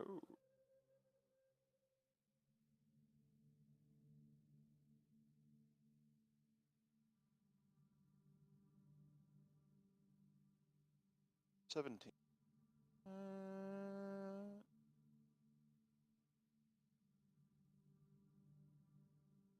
Okay. As Rick's thinking about it, he's like staring at the Arcanite, being like, "Can you talk?" So you know of the Violet Stone. The Violet Stone was a meteorite that fell to the Earth, or to Agrabah, I should say, but Earth, colloquially, long ago, and it was said to have originated from a distant and mysterious world. It actually, I don't know, you wouldn't know that part with the 17. Not what I just said, but you wouldn't know the actual specific planet. You wouldn't know the specific planet. The meteorite is known to be made of an otherworldly material, unlike anything that has been found on Agrabah elsewhere, which gives it unique properties that were subject of many legends and stories. According to some legends, the Violet Stone was believed to be a source of great magical power, and the unique materials gathered from it could be used for incredible feats of wizardry. Some said that the crystals that grew around the meteorite could be used to create powerful spells of healing and protection, while others claim that they could be used to bring forth great storms or control the elements themselves. Other legends spoke of the Violet Stone as a source of unimaginable wealth and prosperity, with its unique materials being used to create precious gems and metals of unparalleled beauty and value. However, some suggest that the Violet Stone might have other origins. Perhaps it is a portal to another world, or it has some other great secret that, or perhaps it's better to say some secret power that has yet to be harnessed.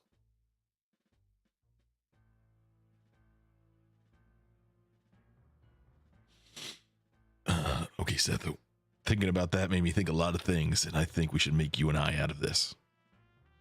I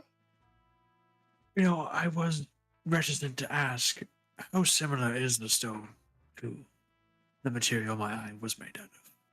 Oh, that is a very interesting question. Looking at it, pretty similar. Some might say the same. Yeah, I think Rick's getting out his jeweler's kit, and he's getting like the triple lenses to look real deep at it, and he's like, it's pretty spot on.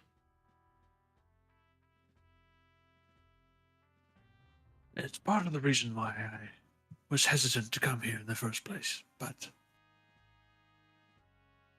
like the King's seers said, maybe destiny has brought me back here. It's brought me back with a friend with a great knowledge of artifice. I know that Zibi Alikalis took your knowledge, but I don't think a god of magic would seal your magic away forever. I have a feeling that maybe if we exercised your skills, that selfishly, I'd like to exercise your skills for my own learning, for my own. No, I'm in the same benefit. boat. I think if we could take some of this stuff, maybe I could harness it, maybe I can adjust it. I don't know. If I can't get what I had back, maybe I can get a facsimile of it. And I would be more than glad to share with you any knowledge I had. I'd like to watch you closely. I think perhaps destiny is telling me that artifice was not just Layla's profession. It could also be mine. Yeah. Teach you anything I got. You're already teaching me with Arcana. Then it sounds like a deal. And Satho will hold out his hand to Rick. Rick will do the top hat, and I'll shake. Mhm. Satho And roughs his Shadow Sleuth's coat. And with that, that is where we will end for now. Appreciate everyone playing. I just wanted to say as we kind of wrap up here, it was a fun session. Got us some good stuff. Did want to say a lot of the frustration.